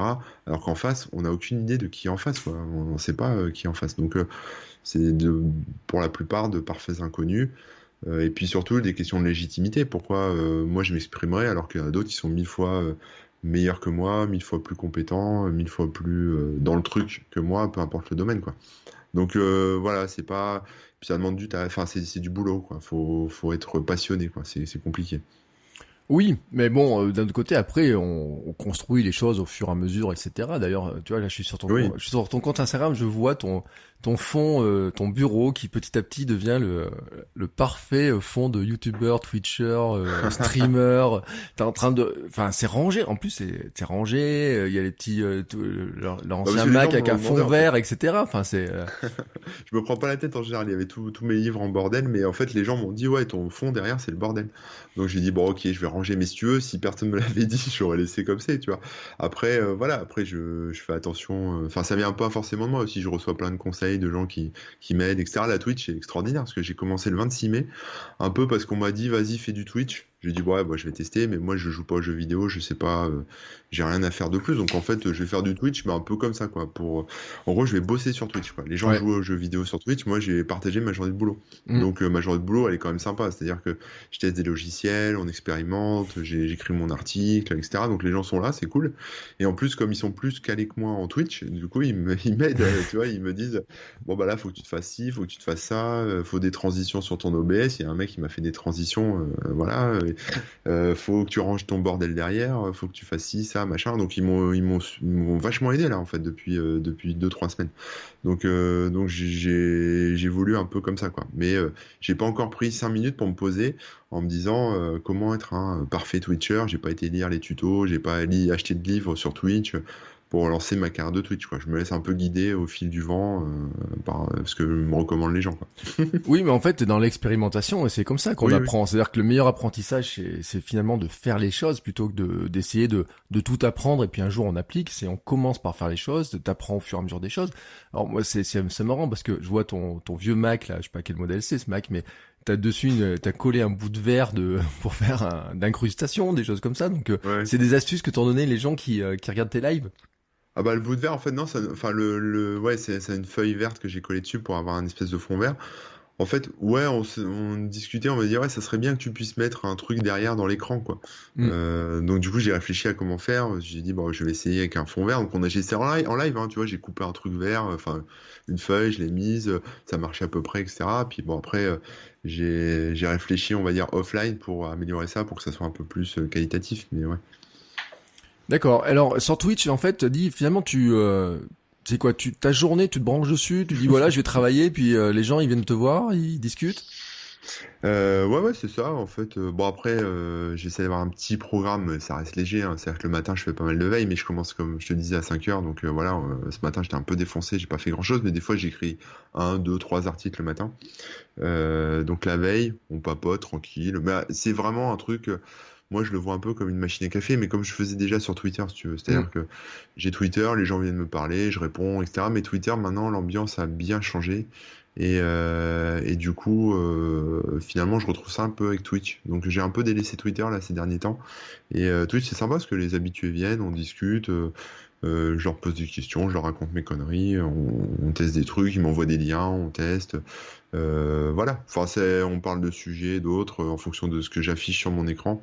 Et quelque part, je retrouve un peu ce côté que j'avais au début avec Twitter, c'est-à-dire une machine à café, où les gens discutent, en fait, tout simplement. Parce que moi, je bosse à la maison, j'ai pas de collègues, enfin, j'ai des collègues, mais ils sont pas là avec moi. Et je déteste en plus les chats, les trucs comme ça. Donc, écrire, etc., déjà, voilà, j'écris sur mon site, donc ça prend du temps. Si en plus je dois surveiller un IRC, un Skype ou je sais pas quoi pour parler avec plusieurs personnes en même temps, pour bosser ou je sais pas quoi, ça me saoule. Là, j'aime bien ce côté-là parce que je lis les messages qui défilent sur un de mes écrans et je réponds à l'oral. Donc finalement, ça me prend pas de temps. En fait, je parle. Voilà. Moi, je discute à l'oral, eux écrivent. Et voilà, c'est tout bénef pour moi. Comme ça, j'ai ce côté un peu sympa où je peux interagir avec d'autres êtres humains qui sont en plus très intéressants. Et puis, je me prends pas la tête, hein. Les relous, je les banne assez rapidement maintenant. Donc, du coup, voilà. Ça reste très sympathique. On verra après comment ça évolue, hein. Si on est de plus en plus et que ça commence à défiler très vite, voilà, je mettrai en place d'autres choses pour que ça reste sympathique le plus longtemps possible. Après, peut-être que finalement, au bout d'un moment, je délaisserai le chat et puis je ferai que du stream classique, Mm. sans lire ce que disent les gens en live.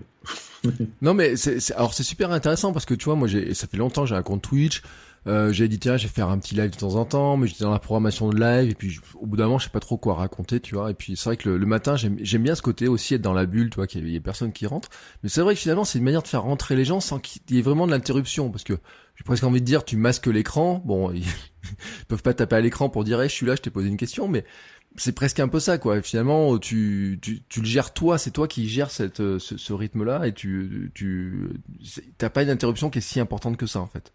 Ouais, non, non, ça va. Ouais, et puis c'est sympa parce que du coup, là, je me rends compte en fait de la valeur ajoutée dans ce que je fais en fait. C'est-à-dire que j'écris des articles, je teste des trucs et il y a des gens enfin, c'est un peu toujours les mêmes, hein, c'est les habitués, mais je commence à reconnaître les pseudos et voilà, mais qui me posent en fait, m'apportent des compléments en fait, tu vois, donc des nouveaux liens, des choses. Donc quelque part, là, en fait, je regrette presque de m'être privé de ça en fait parce Hmm. que sur Twitter, ça arrive après coup, si tu veux, parce que les gens voient pas ce que je suis en train de faire. Donc Ouais. c'est quand je publie un article, les gens vont dire ouais, mais il y a ça, il y a ça, il y a ça. Donc moi, bon, bah, je peux l'intégrer dans mon article ou faire un nouvel article ou le zapper parce que j'ai pas le temps et puis j'ai déjà parlé du sujet, même si c'est pas exactement la même chose. La flemme. Alors que là, comme je suis en train de créer le truc en live devant eux. Enfin voilà, il me complète un peu le truc. Je me dis ah ouais, ça c'est pas con, c'est cool, machin et tout. Puis j'intègre en même moment où je crée mon truc en fait. Donc quelque part, ça m'apporte beaucoup là, hein. Je me rends compte là depuis 2-3 semaines que ça change un peu la façon que j'ai d'écrire. Donc ça c'est bien, ça enrichit en fait. Alors, c'est super intéressant ce que tu me dis parce que c'est exactement ce que je recherche, tu vois, parce que moi aussi, mon rêve, c'est d'écrire un livre. Bon, toi, tu l'as fait, tu as mis sur ta bucket list. Moi, j'ai des projets de livres qui dorment, là, qui s'endorment, etc.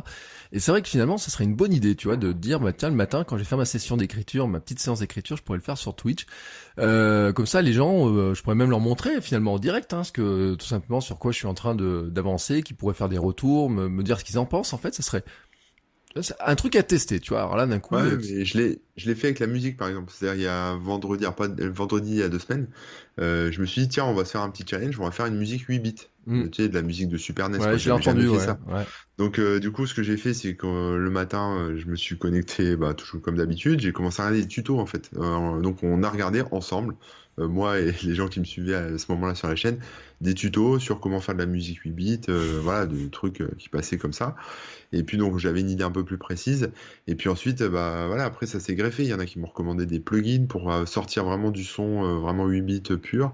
Puis après on a fait le morceau. Ils me disent ouais là trop de ci, pas assez de ça. Donc on a ajuste un peu, on structure le morceau. Tiens, ça serait bien si tu rajoutais un bruit de Super Mario à tel endroit. Donc on l'a fait. Puis en fait, ça sonne super bien. Donc je dis merci au mec qui a eu l'idée, qui d'ailleurs nous écoute là.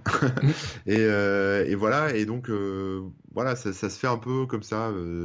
Alors je sais pas si je le ferai à chaque fois parce que j'aime bien aussi faire des trucs un peu être un peu par moi-même, faire des choses comme ça, parce que c'est vrai que ça peut être un peu perturbant. Mais là, pour l'instant, c'est en assez petit comité pour que ça se passe bien, quoi. Donc, ouais, c'est sympa, quoi. Ouais, c'est une autre forme de co-création. Et puis c'est vrai que tu dis que tu travailles tout seul.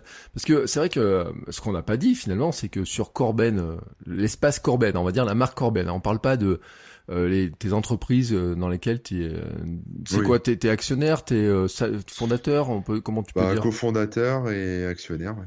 Donc les autres entreprises, c'est quoi? Il y a quoi? Bah, il y avait un moment Big Jobs, mais là, on est en train de fermer, malheureusement. Et puis maintenant, il n'y a plus que. Enfin, en gros, j'ai arrêté tout, à part Yesouyak. Donc, il y a Yesouyak, qui est une plateforme de bug bounty. Donc, c'est de la cybersécurité. Hmm. Et donc, moi, je suis pas dans l'opérationnel au quotidien, hein, mais voilà, je suis plutôt évangéliste, si tu veux. Donc, voilà, je fais les confs, j'interviens quand il faut, j'explique. Mais à l'origine, voilà, à l'origine, j'étais cofondateur, quoi. Avec mon D'accord. associé, on était deux. Donc, on a démarré le truc à deux. Et puis après, ça a grossi. Et moi, voilà, après, quand ça devient trop gros, là, j'ai pas le temps. Enfin, tu vois, de gérer des gens, gérer tout ça, quoi. Donc, mon associé le fait très bien enfin voilà, et puis moi je fais ma partie, quoi. Ouais. Et donc finalement sur l'espace, on va dire Corben, la marque Corben, finalement tu gères ça tout seul, tout seul? Ouais, je gère ça tout seul. Maintenant, je me suis entouré de plusieurs personnes, hein. J'ai quelqu'un qui développe. Donc voilà, je le fais intervenir quand j'ai besoin. Donc il gère la technique parce que quand tu dois après, enfin je l'ai fait en fait depuis toujours, hein. C'est moi qui gérais tout, le dev, le serveur, le machin. Mais ça m'a gonflé. Enfin maintenant ça me gonfle, donc j'ai quelqu'un qui fait ça avec moi. La publicité, comme c'est le nerf de la guerre pour financer toutes mes activités, j'ai quelqu'un aussi qui gère ça pour moi, parce que moi je déteste ça, hein. Négocier les tarifs, parler argent, parler machin, etc. Moi j'interviens que quand il faut produire du contenu, donc ça s'arrête là, quoi. Et Hmm. puis maintenant là j'ai quelqu'un qui bosse avec moi aussi, qui s'occupe, on va dire, de me défricher le terrain sur certains trucs, certains contenus que je voudrais préparer, qui sont un peu plus gros. Ou alors, enfin, ou même de bosser là sur le référencement. En ce moment, il est à fond sur le référencement. Moi, ça me gonfle le référencement. Je sais faire des trucs, etc. Mais j'ai pas le temps de me remettre à niveau, j'ai pas le temps de gérer tout ça. Donc, il fait ça aussi à côté, quoi, avec moi. Donc ouais, j'essaye de m'entourer. En gros, je délègue tous les trucs qui me saoulent. Hmm. C'est un peu le concept, quoi. Ouais, c'est ce qui est souvent la bonne idée en fait. Ça veut pas dire qu'il faut forcément avoir des grosses équipes, parce qu'il y en a certains qui voudraient monter des grosses équipes, etc. Mais là finalement, ça reste un moyen de te concentrer finalement sur ce qui te plaît, quoi. Ouais, voilà, c'est ça. Après, il y a des trucs qui sont, voilà, qui sont pas trop mon truc, comme par exemple monter une vidéo. Bon, bah voilà, c'est pas. Mais enfin, j'ai pas besoin de prendre un monteur vidéo, tu vois. Ce serait un peu surdimensionné pour les besoins que j'ai en production vidéo. Donc, je le fais moi-même. Mais j'essaye de faire un truc simple, rapide. Je me prends pas la tête, quoi. Je colle un générique au début, un générique à la fin. Je mets 2 filtres sur la voix et puis j'envoie comme ça, quoi. Je coupe ce qui me saoule. Enfin, ce qui a rien à faire dans la vidéo, je coupe et j'envoie, quoi. Tu vois, je m'amuse pas à faire des montages très complexes, etc. Puis je pense que les gens, enfin, peut-être que je me trompe, hein, mais les gens, je trouve, enfin, je vais pas dire s'en fichent un peu de la forme. Ce qui les intéresse, c'est le fond, Hmm. effectivement. Mais bon, la forme, c'est important. Il faut quand même que ça soit un petit peu travaillé. Mais même si ça reste simple, ce petit côté un peu amateur, finalement, c'est un peu rafraîchissant, en fait.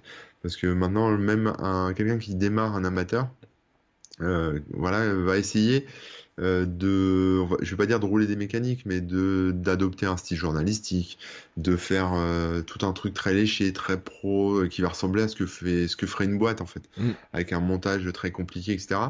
Et il va se retrouver, bah, soit il va s'essouffler, soit il va se retrouver un peu noyé dans le truc. C'est-à-dire, ça va être un peu insipide, ça va ressembler un peu à ce que font les autres. Et j'aime bien ce côté amateur. Alors, amateur propre, hein, faut pas faire amateur dégueulasse, donc faut quand même que ce soit propre en termes de qualité de son, de qualité vidéo, etc. Mais faut pas non plus trop se prendre la tête, quoi. J'aime bien ce côté internet où on partage des trucs, où ça reste quand même assez perso, un peu décontracté, quoi. Ouais. Mais moi, c'est ce que j'appelle la qualité, le contenu minimum viable, en fait. C'est-à-dire que Ouais, si on reprend ton podcast, du moment que t'as un son qui est écoutable, qui fait pas mal aux oreilles, qu'il n'y a pas de saturation, qu'il n'y a pas de bruit sans arrêt, qu'il n'y a pas de pop dans tous les sens, et que on arrive à comprendre sans avoir besoin d'avoir un effort d'attention compliqué. Parce que c'est ça le problème souvent, c'est que des fois le son est pas bon et tout, mais tant ouais, qu'on a une qualité qui permet d'écouter sans qu'on se dise, sans qu'on soit obligé de se concentrer en disant oh là ce son il est horrible, etc. J'arrive pas à écouter. Et finalement le reste, on n'a pas besoin d'avoir certains trucs super léchés, etc. C'est comme c'est moi je déteste les coupures sur YouTube, tu sais de jump cut là où ouais, c'est tac tac tac tac tac tac, etc. Et il y en a qui le font aussi dans le podcast par exemple, qui se mettent à tout couper alors qu'ils enlèvent les moindres les moindres hésitations, etc. Et ce qui au final c'est plus du tout naturel cette histoire là. Et en plus, je pense qu'ils ouais. perdent énormément de temps et qu'ils perdent aussi ce qui fait, toi, les intonations, les hésitations, les trucs qui font qu'en fait, ça reste de la discussion humaine. Ouais, les silences, etc. Alors, je l'ai fait au début, moi, l'épisode que tu as écouté, le premier, je l'ai beaucoup cuté pour tester. Donc, j'ai enlevé tous les les machins, mais en fait, ça me prenait tellement de temps que maintenant, je me prends plus trop la tête. En fait, j'enlève les trucs. Je coupe quand même quelques trucs quand il y a des ratés ou quand il y a des gros E ou voilà ou quand ça sature un peu quand il y a des problèmes. Mais voilà, maintenant c'est plus à la limite c'est plus visuel qu'à l'écoute quoi. Ça, je regarde la waveform là, la forme Mm. du son et je me dis tiens là il y a un truc. Je reconnais les E en fait juste à la forme du son. Ouais. Donc je sais à peu près où faut que je coupe et j'enlève quoi. Mais ouais, ça prend un temps de dingue. Je l'ai fait, donc je peux le dire. Ça prend un temps de dingue, c'est pas forcément efficace.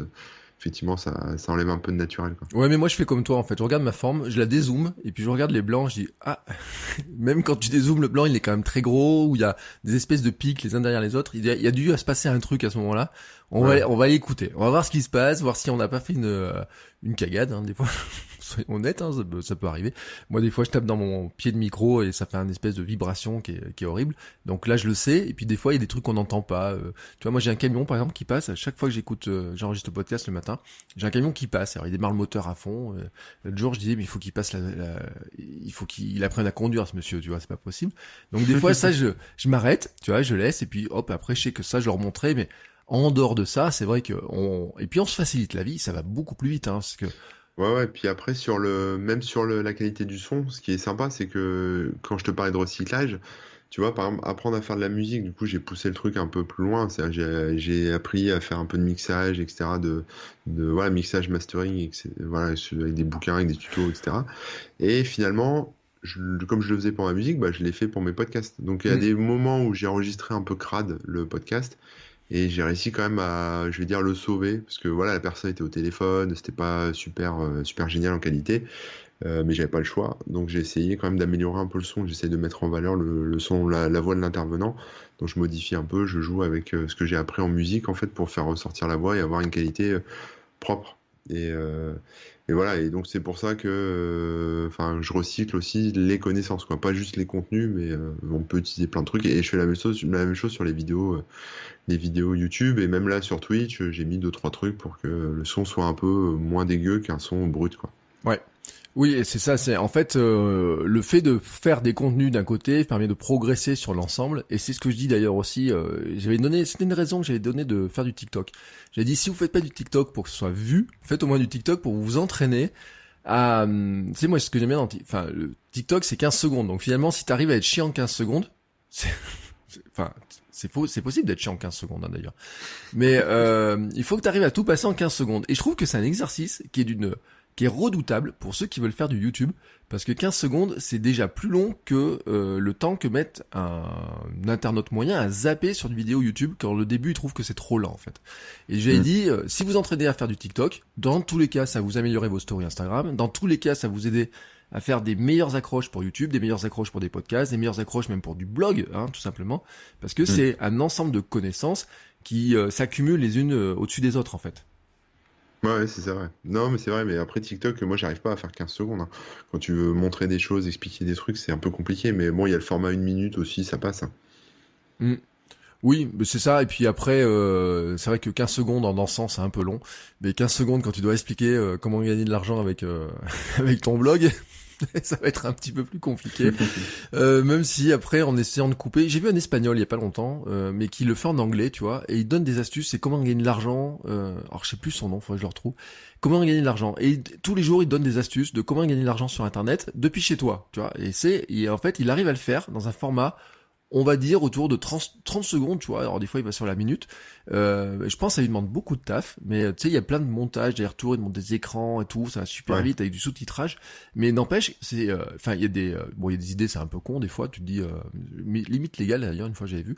Mais par contre, il a des super idées, tu vois, des fois. Et tu regardes l'audience qu'il a dessus.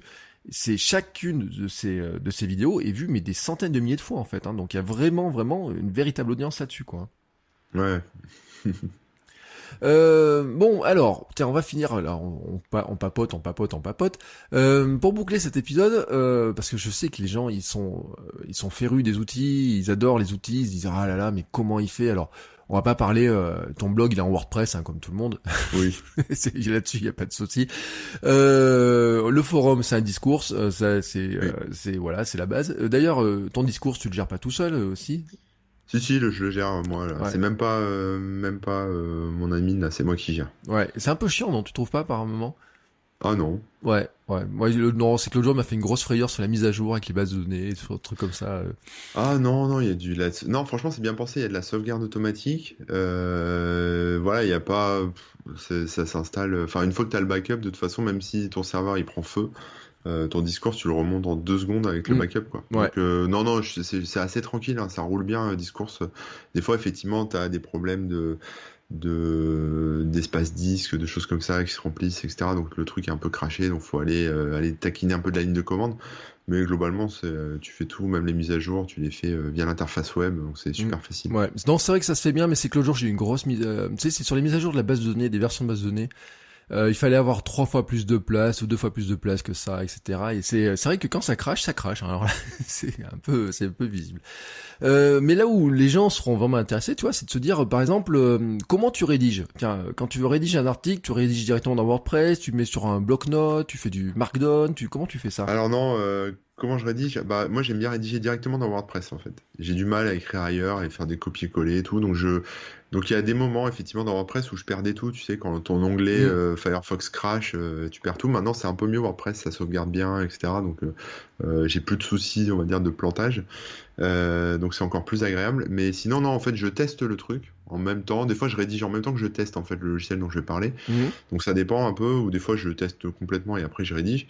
Mais quand je rédige, en fait, je rédige un peu un peu comme ce qu'il y a dans ma tête. C'est-à-dire que je peux écrire, on va dire, une phrase d'accroche, écrire la conclusion, ensuite remonter et puis commencer à détailler les fonctionnalités, redescendre et écrire un truc plus spécifique, faire les captures écran, mettre les images, puis après rechanger l'intro et puis faire une petite vanne dans l'intro.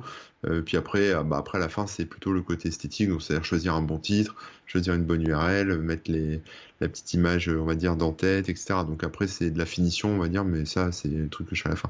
Mais sinon, dans la rédaction, moi, elle est un peu... Alors souvent, je rédige, on va dire, du haut vers le bas, hein, mais ça m'arrive assez fréquemment. Par exemple, tu vois, je suis sur le site, j'ai le lien, on va dire, dans mon presse-papier. Je vais faire la phrase à la fin en disant cliquez ici pour en savoir plus, puis après je vais remonter et puis je vais finir de rédiger l'article. D'accord. Donc ça c'est sur la rédaction.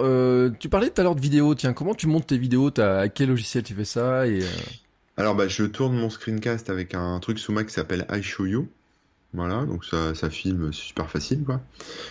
Et ensuite j'ai ma vidéo, elle est enregistrée sur mon ordi, je lance Final Cut, je mets ma petite séquence d'intro, ma vidéo, ma petite séquence d'outro, un petit plugin, un petit VST là, on va dire un petit filtre de son sur ma voix. Ouais. Je cut un peu le début, la fin, parce que le temps de lancer, etc., c'est jamais pile poil. Et puis voilà, puis après je le publie sur YouTube et ça roule. Hein. Enfin, je fais rien en fait en montage. L'idée c'est toujours d'en faire le minimum, pas parce que j'ai la flemme, hein, mais parce que ça me gonfle en fait. C'est même pas parce que j'ai pas le temps en fait, c'est parce que ça me gonfle, ça m'intéresse pas. Donc l'idée c'est d'aller le plus vite possible. Ouais, même tes vidéos, tes fameuses vidéos là de Twitch, pas Twitch, TikTok. de TikTok là quand tu les recoupes, etc. Tu fais aussi tout sous Final Cut ou t'as trouvé un autre Ah non, truc? là j'ai un logiciel, je te le recommande, ça s'appelle OK Vidéo. Ok, vidéo. Logiciel iPhone. Et en fait, t'appuies sur l'écran, ça filme, tu lâches, ça filme plus. Donc en fait, je filme, je dis une phrase, je change d'angle, je rappuie, je dis une deuxième phrase, je change d'angle, j'appuie, je dis une troisième phrase, et voilà, et ça fait mes cuts en fait. Donc ça donne un rythme, alors qu'en fait, je bouge pas de ma chaise, en fait, je fais juste tourner ma chaise en rond, tu vois, ou alors des fois je marche, je fais d'autres trucs, quoi, voilà, et donc ça donne un peu ce côté un peu monté, mais en fait, je monte rien, Ouais. en fait, c'est juste j'appuie, je lâche, j'appuie, je lâche, j'appuie, je lâche, et je raconte mes trucs, quoi. Alors, ok, vidéo, t'écris ça comment? Ouais. Parce que... Bah, ok, et vidéo, quoi. Ok, D'accord. Ok. Et donc ça, on voilà. trouve C'est ça une sur... appli sur iPhone, après, je sais pas si c'est sur Android, mais voilà. D'accord. Ah bah ça, c'est la bonne astuce. Je la connais vraiment, alors vraiment pas du tout. Mais c'est vrai que ça ressemble un peu dans le principe, mais peut-être beaucoup plus simple à Clips d'Apple hein, qu'Apple avait racheté. C'est pareil, c'est t'appuies sur le bouton, ça, tant que t'appuies sur le bouton, ça enregistre. Donc t'as un peu le même système et en plus ils ajoutent t'as même des sous-titres, tu vois, Ouais, mais euh, t'as la même chose en fait sur Instagram ou sur TikTok en fait. ouais, T'appuies, ça enregistre, t'arrêtes, ça enregistre plus. Enfin, tu vois, mm, c'est le même délire. Sauf que là, en fait, ce que j'aime bien, c'est que je suis pas enfermé dans TikTok. Du coup, j'ai la vidéo source en fait. ouais, Donc après, je peux l'enregistrer et puis la mettre sur Instagram ou en faire autre chose ou l'effacer. En fait, tu peux aussi revenir en arrière. C'est-à-dire que, par exemple, t'as fait une phrase où t'as bafouillé, par exemple, sur la dernière séquence bah, mm, tu l'effaces et tu la recommences. Donc ça te bousille pas tout le reste de ta vidéo. Il y a voilà. des petits trucs comme ça sympa. Donc ok vidéo, je mettrai le lien dans les notes d'épisode parce que effectivement, moi je la connaissais pas du tout, donc je risque pas de la recommander celle-ci, mais je vais tester, tu vois. Après, je ferai un Ouais, petit ouais, TikTok pour tester ça. ça marche. Sur le son, puisque tu fais de la musique, avec quoi tu composes? Alors bah, j'ai tout testé, hein. J'ai commencé avec Logic Pro parce que c'est ce que j'avais sous Mac. Et en plus, j'ai acheté les licences à chaque fois, donc ça m'a coûté assez cher. Après, je voyais tous les beatmakers qui faisaient des choses sur FL Studio, hein, donc connu aussi sous le nom de Fruity Loops pour les anciens. Hmm, Donc en fait, je me suis formé sur Logic. Après, je me suis formé sur Logic, sur FL Studio, donc je connais bien FL Studio aussi.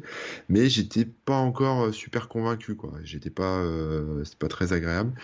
Et en discutant avec un musicien une fois, il m'a dit, enfin une fois, c'était je sais plus quand, en début d'année, un truc comme ça. Il m'a dit essaye Ableton. Donc bah, j'ai testé, hein, j'ai téléchargé le truc, j'ai regardé et puis je l'ai acheté. Et en fait maintenant je fais que dans Ableton. Donc c'est Ableton Live Suite 10 quoi. Donc hmm. c'est le logiciel.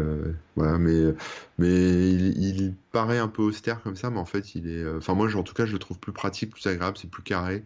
Et finalement on va plus vite, on gagne du temps. D'accord. Qu'est-ce qu'il nous reste? Tiens, pour l'image, t'as un truc, t'as une petite appli où t'es un photoshopper ou je sais pas quoi quand t'as des photos à mettre sur ton site. Ah ouais, quand je veux retoucher un peu des images, bah, j'ai une super appli sous Mac qui s'appelle Pixelmator. D'accord. Donc il y a deux versions, mais moi j'ai la version Pro maintenant, qui est un peu plus, on va dire, déroutante en termes d'interface graphique, mais une fois qu'on l'a pris en main, c'est plus sympa. Et j'aime bien parce qu'en fait dedans ils ont un truc de machine learning, ils ont une fonctionnalité si tu veux qui permet d'améliorer ton image. Par exemple, une image qui est petite, Hmm. tu peux l'agrandir et du coup garder une qualité correcte. Ou alors sur la correction des couleurs, des choses comme ça. Donc je me prends pas trop le chou non plus, ça va assez vite. Et puis maintenant je le connais bien, donc Pixelmator, voilà, ça fait des années que j'utilise en version normale et là ils avaient sorti une version pro il y a quelques années. Et donc je l'avais acheté, je l'ai laissé un peu de côté parce que j'étais habitué à la version normale. Et finalement là je m'y suis remis à version pro et elle est carrément mieux. Donc voilà, j'ai ça quoi, sinon c'est tout, hein. Ah ouais, d'accord. Parce que moi, je suis un utilisateur effectivement de Pixelmator depuis sa sortie, hein, vraiment. Ouais, J'arrive pas à comprendre pourquoi les gens s'embêtent sous Photoshop, prennent des bah ouais, Adobe, des abonnements à Adobe qui leur coûtent oui, super cher, alors que surtout quand on est sous Mac, on a des Pixelmator. Et puis je le dis aussi sur la suite Affinity. Alors tout ce qui est Affinity, ouais. moi j'ai eu designer, publisher et compagnie. En ce moment, c'est tout à 50% en plus, grâce au virus et au confinement. Ils ont tout mis à 50%, ce qui est super rentable parce que le logiciel il vaut 40 € actuellement. Ouais. Toute la suite, ça vous coûtera 100 € en une fois, mais ça évite tous les abonnements sur les suites Photoshop et compagnie. Et c'est vrai que c'est des logiciels, en plus, Moi je trouve que et encore que Pixelmator ils en ont rajouté, mais finalement il y a l'essentiel quoi. On se sert à peu près de ce dont on a besoin. Il y a pas des trucs en pagaille Oui, quoi. voilà, ouais, non, non, ça va. Moi, après, j'ai pas des besoins de fou en retouche photo, hein, donc ça va. Et puis, pour le montage vidéo, bah, j'utilise principalement Final Cut. Mais par exemple, quand j'ai fait mes formations, j'ai acheté un fond vert exprès pour que ça soit un peu propre. Et Final Cut, j'ai pas eu le résultat que je voulais. Donc, du coup, j'ai récupéré un Adobe Premiere juste pour régler le fond, en fait, le D'accord. fond vert. Et du coup, j'ai réussi à faire un truc de qualité, de meilleure qualité avec un Premiere. Mhm. Donc après, ça dépend en fait de ce que tu veux faire. Je pense que Photoshop, tu feras toujours mieux que Pixelmator. Mais voilà, moi après, j'ai des usages qui restent un peu, on va dire, restreints, enfin tranquille quoi. J'ai pas des gros besoins, donc j'ai pas besoin d'artillerie lourde. J'ai mes petits outils, mes petits trucs et ça va quoi. Ouais. Et moi alors, sur en montage vidéo, moi je le dis sur Mac, mon truc c'est ScreenFlow. Je fais tout avec ScreenFlow, qui est un outil qui normalement fait du screencast, hein. Mais il fait du fond vert, il sait tout faire. Donc même mes D'accord. montages de vidéos, de vlogs, de course à pied, je mets tout dedans. Je rajoute tout dedans. C'est juste là où il est un peu moyennement doué, tu vois, c'est sur le traitement du son. Il y a un espèce de truc de compresseur de son qui existe hein, dedans, mais il faut vraiment que la prise de son soit toujours pareille, parce que sinon les pics, il sait pas les gérer. Il les gère moins bien que des compresseurs de son, tu vois, des outils plus puissants. Donc des fois D'accord. j'exporte le son, je le réimporte. Dan, d'ailleurs, ce qui m'amène à ton logiciel, quand tu fais ton podcast, avec quoi comment tu montes, comment tu enregistres? Bah, au début, j'ai commencé avec Audacity pour monter, hein, pour le montage, mais en fait, c'était la Play. Donc, en fait, comme j'utilisais Ableton, bah, je suis parti dans Ableton. En fait, je fais mon montage dans Ableton. Hmm. Et pour enregistrer, j'utilise un service qui s'appelle Zencaster, Ouais. qui en fait est un site web. Donc, tu envoies l'URL à ton invité. Il lui faut juste un navigateur Chrome ou Firefox. Il lui faut un micro. Et ce qui est pratique parce qu'en fait, le son est enregistré en local. Hmm. Donc en fait, une fois que l'échange est terminé, une fois que l'entretien est terminé, le MP3 ou le WAV est envoyé de son ordinateur directement sur le serveur de Zencaster. Donc en fait, moi après, je récupère le fichier d'origine en fait. Ouais. Donc j'ai du bon son, j'ai pas du son qui a été malmené dans le réseau et donc un peu dégueulasse, etc. Et j'ai quand même toujours un backup. Donc je fais rouler un enregistrement backup que j'utilise avec une appli toujours sur Mac qui s'appelle Audio Hijack qui Ouais. permet en fait qui fait office de table de routage en fait Hmm. de son. Hmm. Donc j'ai une sauvegarde comme ça. Et je le dis hein, pour ceux qui sont tentés par Zencaster, allez voir parce qu'en ce moment vous pouvez vous inscrire sur la bêta pour avoir la version vidéo de Zencaster. Euh, J'avais pas vu qu'ils avaient sorti ça. si, alors tu fais zencaster.com, tu vas tout de suite, t'as accès à la bêta vidéo et en fait ils filment Carrément. en HD, hein, donc c'est la qualité HD. Leurs démos sont D'accord. assez bien sur la qualité, tu vois, c'est pas mal foutu leur truc. Et je crois que alors Zencaster en plus en ce moment, là aussi avec le Covid, je crois que c'était gratuit. Enfin, ils ont fait des trucs. Oui, oui, Il y a eu tout des un tas de offres. choses. Et je crois que la bêta, pour l'instant, on peut faire des tests, etc. Tu vois. Et là, donc là, ils ajoutent le côté vidéo en plus. Donc, ce qui est pas mal comme truc. Bah, ça va peut-être m'intéresser parce que du coup, ça va peut-être me permettre d'avoir, tu sais, de poster en fait finalement mes podcasts en vidéo, hein, pourquoi pas. Ouais. Et c'est vrai que c'est à tester, fait partie des outils qui peuvent être assez intéressants. Et ben, tu vois, je crois qu'après on est pas mal au niveau des outils. Alors bien sûr, on pourrait se demander est-ce que t'as pas un outil, tu vois, une astuce pour revenir sur l'histoire de ton livre, hein, tu vois, un truc qui ferait que on n'a plus envie de toucher son téléphone ou alors que ça nous dissuade de le toucher, tu vois. Je me rappelle pas si t'avais mis des astuces qui t'aident à te déconnecter de ton téléphone. Ah bah dans le livre, il y en a plein hein, des astuces, hein, donc c'est que ça d'ailleurs. Mais bah, l'astuce, c'est déjà de pas le prendre dans la chambre à coucher, par exemple. Mm. C'est d'essayer. En fait, déjà, c'est de voir si t'es accro, en fait. Donc avant de savoir, si tu veux savoir si t'es accro, bah tu pars de chez toi sans ton téléphone, ou t'essayes de passer un week-end complet sans ton téléphone. Et là, tu vas vite voir si t'as des tremblements dans les mains, si t'as des réflexes un peu Mm. bizarres. Donc voilà, déjà ça permet de prendre conscience. Et après, il y a plein d'astuces, plein de techniques. Donc pas le prendre le soir dans la chambre parce que ton cerveau va te réveiller pour que tu regardes ton téléphone ou ça va te perturber le sommeil, etc. Même si c'est inconscient, hein. Mm. Il y a des histoires de mise sous silencieux des notifications, ce genre de choses. Donc tu peux couper les notifs. Moi j'ai plus de notifs. Tu peux aussi enlever ton répondeur téléphonique. Moi Ah j'ai plus oui. de répondeur téléphonique, ça fait je sais pas, plus de 10 ans, quoi. J'ai Ouais. plus de répondeur téléphonique. J'avais lu ça que t'avais supprimé ton répondeur téléphonique. Ce que je pense que je vais faire la même chose parce que j'écoute jamais les messages qu'on me laisse. Donc Bah voilà, c'est juste, voilà. Il faut le faire. Comme ça. Mais il y a des gens qui comprennent pas que le téléphone est une véritable intrusion en fait. Quand on nous appelle, moi je déteste appeler les gens parce que je me dis je les dérange tout le temps et j'aime pas qu'on me téléphone. Et mais est-ce que t'aurais, tu vois, je sais pas, est-ce que t'as une appli, tu vois, un truc qui te dit même si tu touches ton téléphone, finalement il te sert à rien, tu vois. Enfin où il y a plus, il coupe internet tout seul, tu vois, un truc qui Non, t'aiderait au cas non, où. tu peux pas avoir des choses comme ça parce qu'en fait enfin c'est plutôt un combat avec toi-même. Donc en fait Mm. c'est à toi de t'imposer les choses. Donc après, par exemple, si tu passes trop de temps sur un réseau social avec ton smartphone, bah il y a un moment, il faudra peut-être que tu te désinstalles sur le réseau social. Parce que voilà, t'as un réflexe de le prendre et d'aller sur Instagram. Tu vois, tu vas aller voir, tu vas envoyer un mail de boulot. Tu vas prendre ton téléphone et instantanément, sans même te rendre compte, tu vas lancer Instagram et Mm. t'es parti pour une demi-heure ou une heure de consultation de compte Instagram. Et après, tu te réveilles un peu puis tu te dis merde, mais pourquoi j'avais lancé mon téléphone? Ah oui, je dois envoyer un mail et machin. Et en fait, t'as perdu du temps, quoi. Donc, si tu te rends compte de ça, après, bah, tu peux te dire bon, bah, Instagram, je le désinstalle. Ou alors, je le mets plus loin dans mes écrans, tu vois, plus vraiment sous le pouce, mais vraiment un peu plus pénible pour aller le chercher. Ce genre de choses. Donc après, c'est des barrières que tu te mets entre toi et tes usages.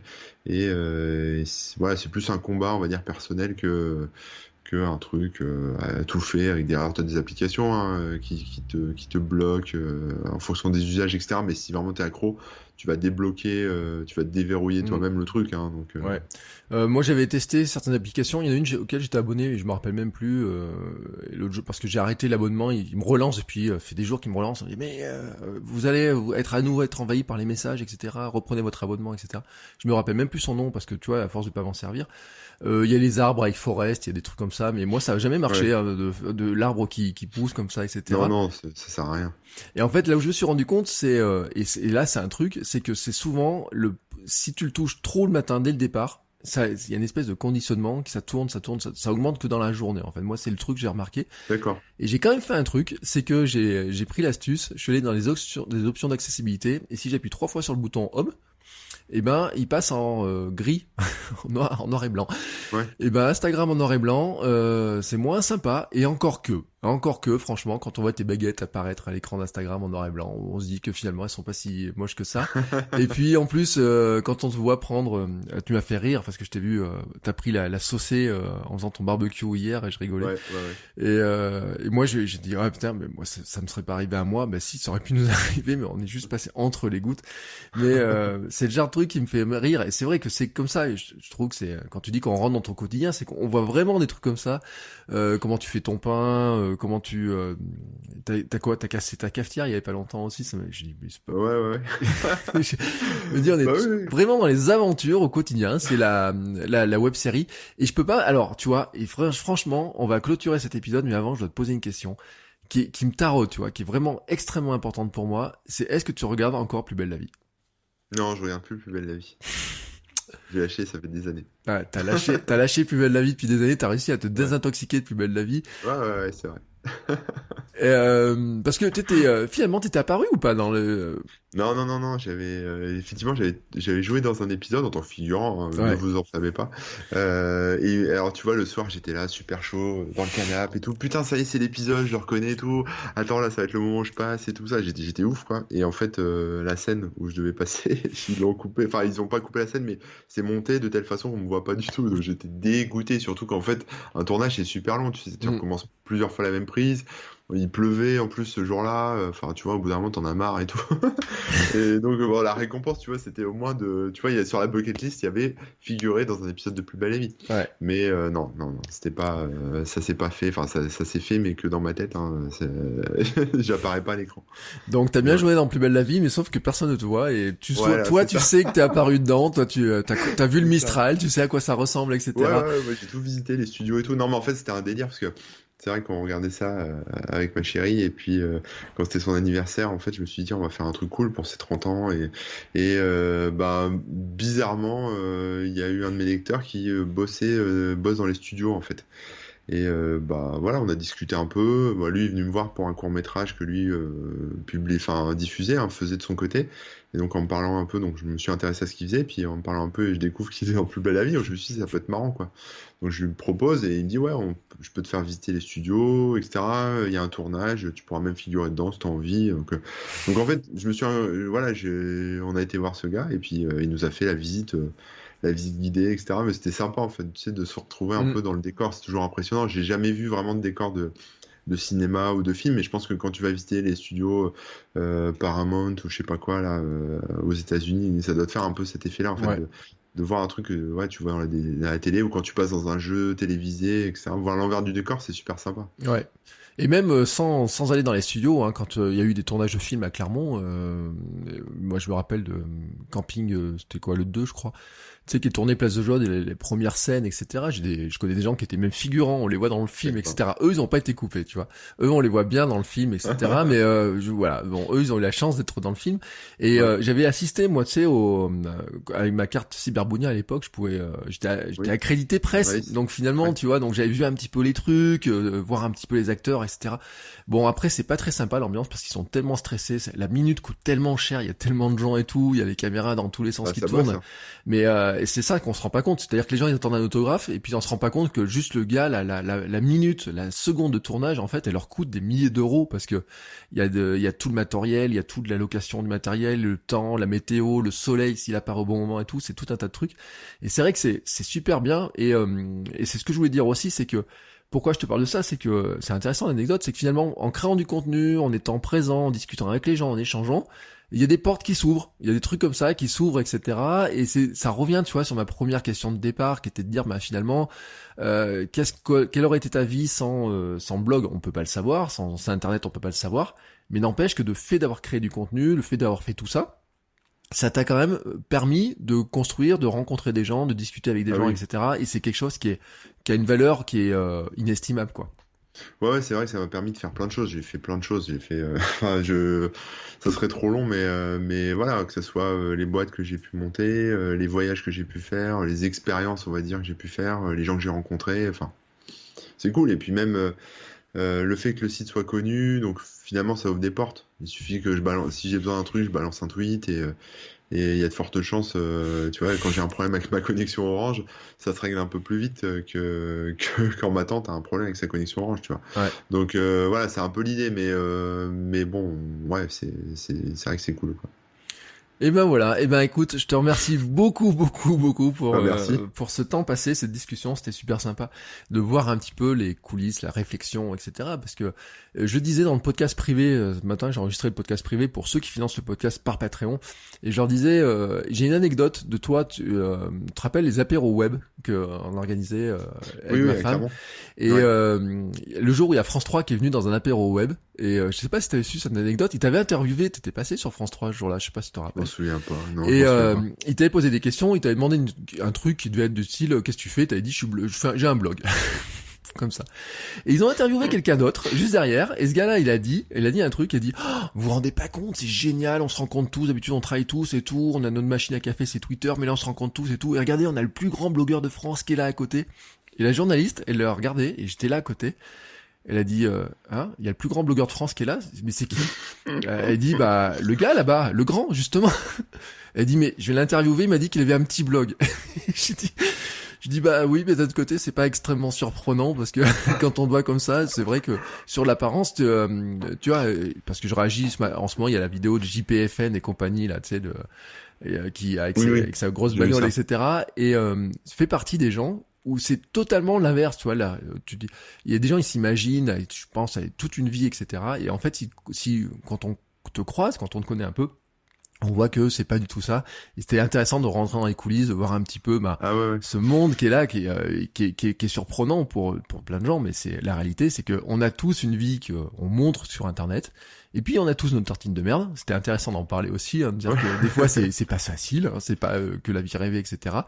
Mais qu'il y a aussi des bons côtés, que ça vaut le coup de provoquer les bons côtés comme ça, et que la création de contenu, de s'exprimer sur Internet, d'exprimer des idées, etc.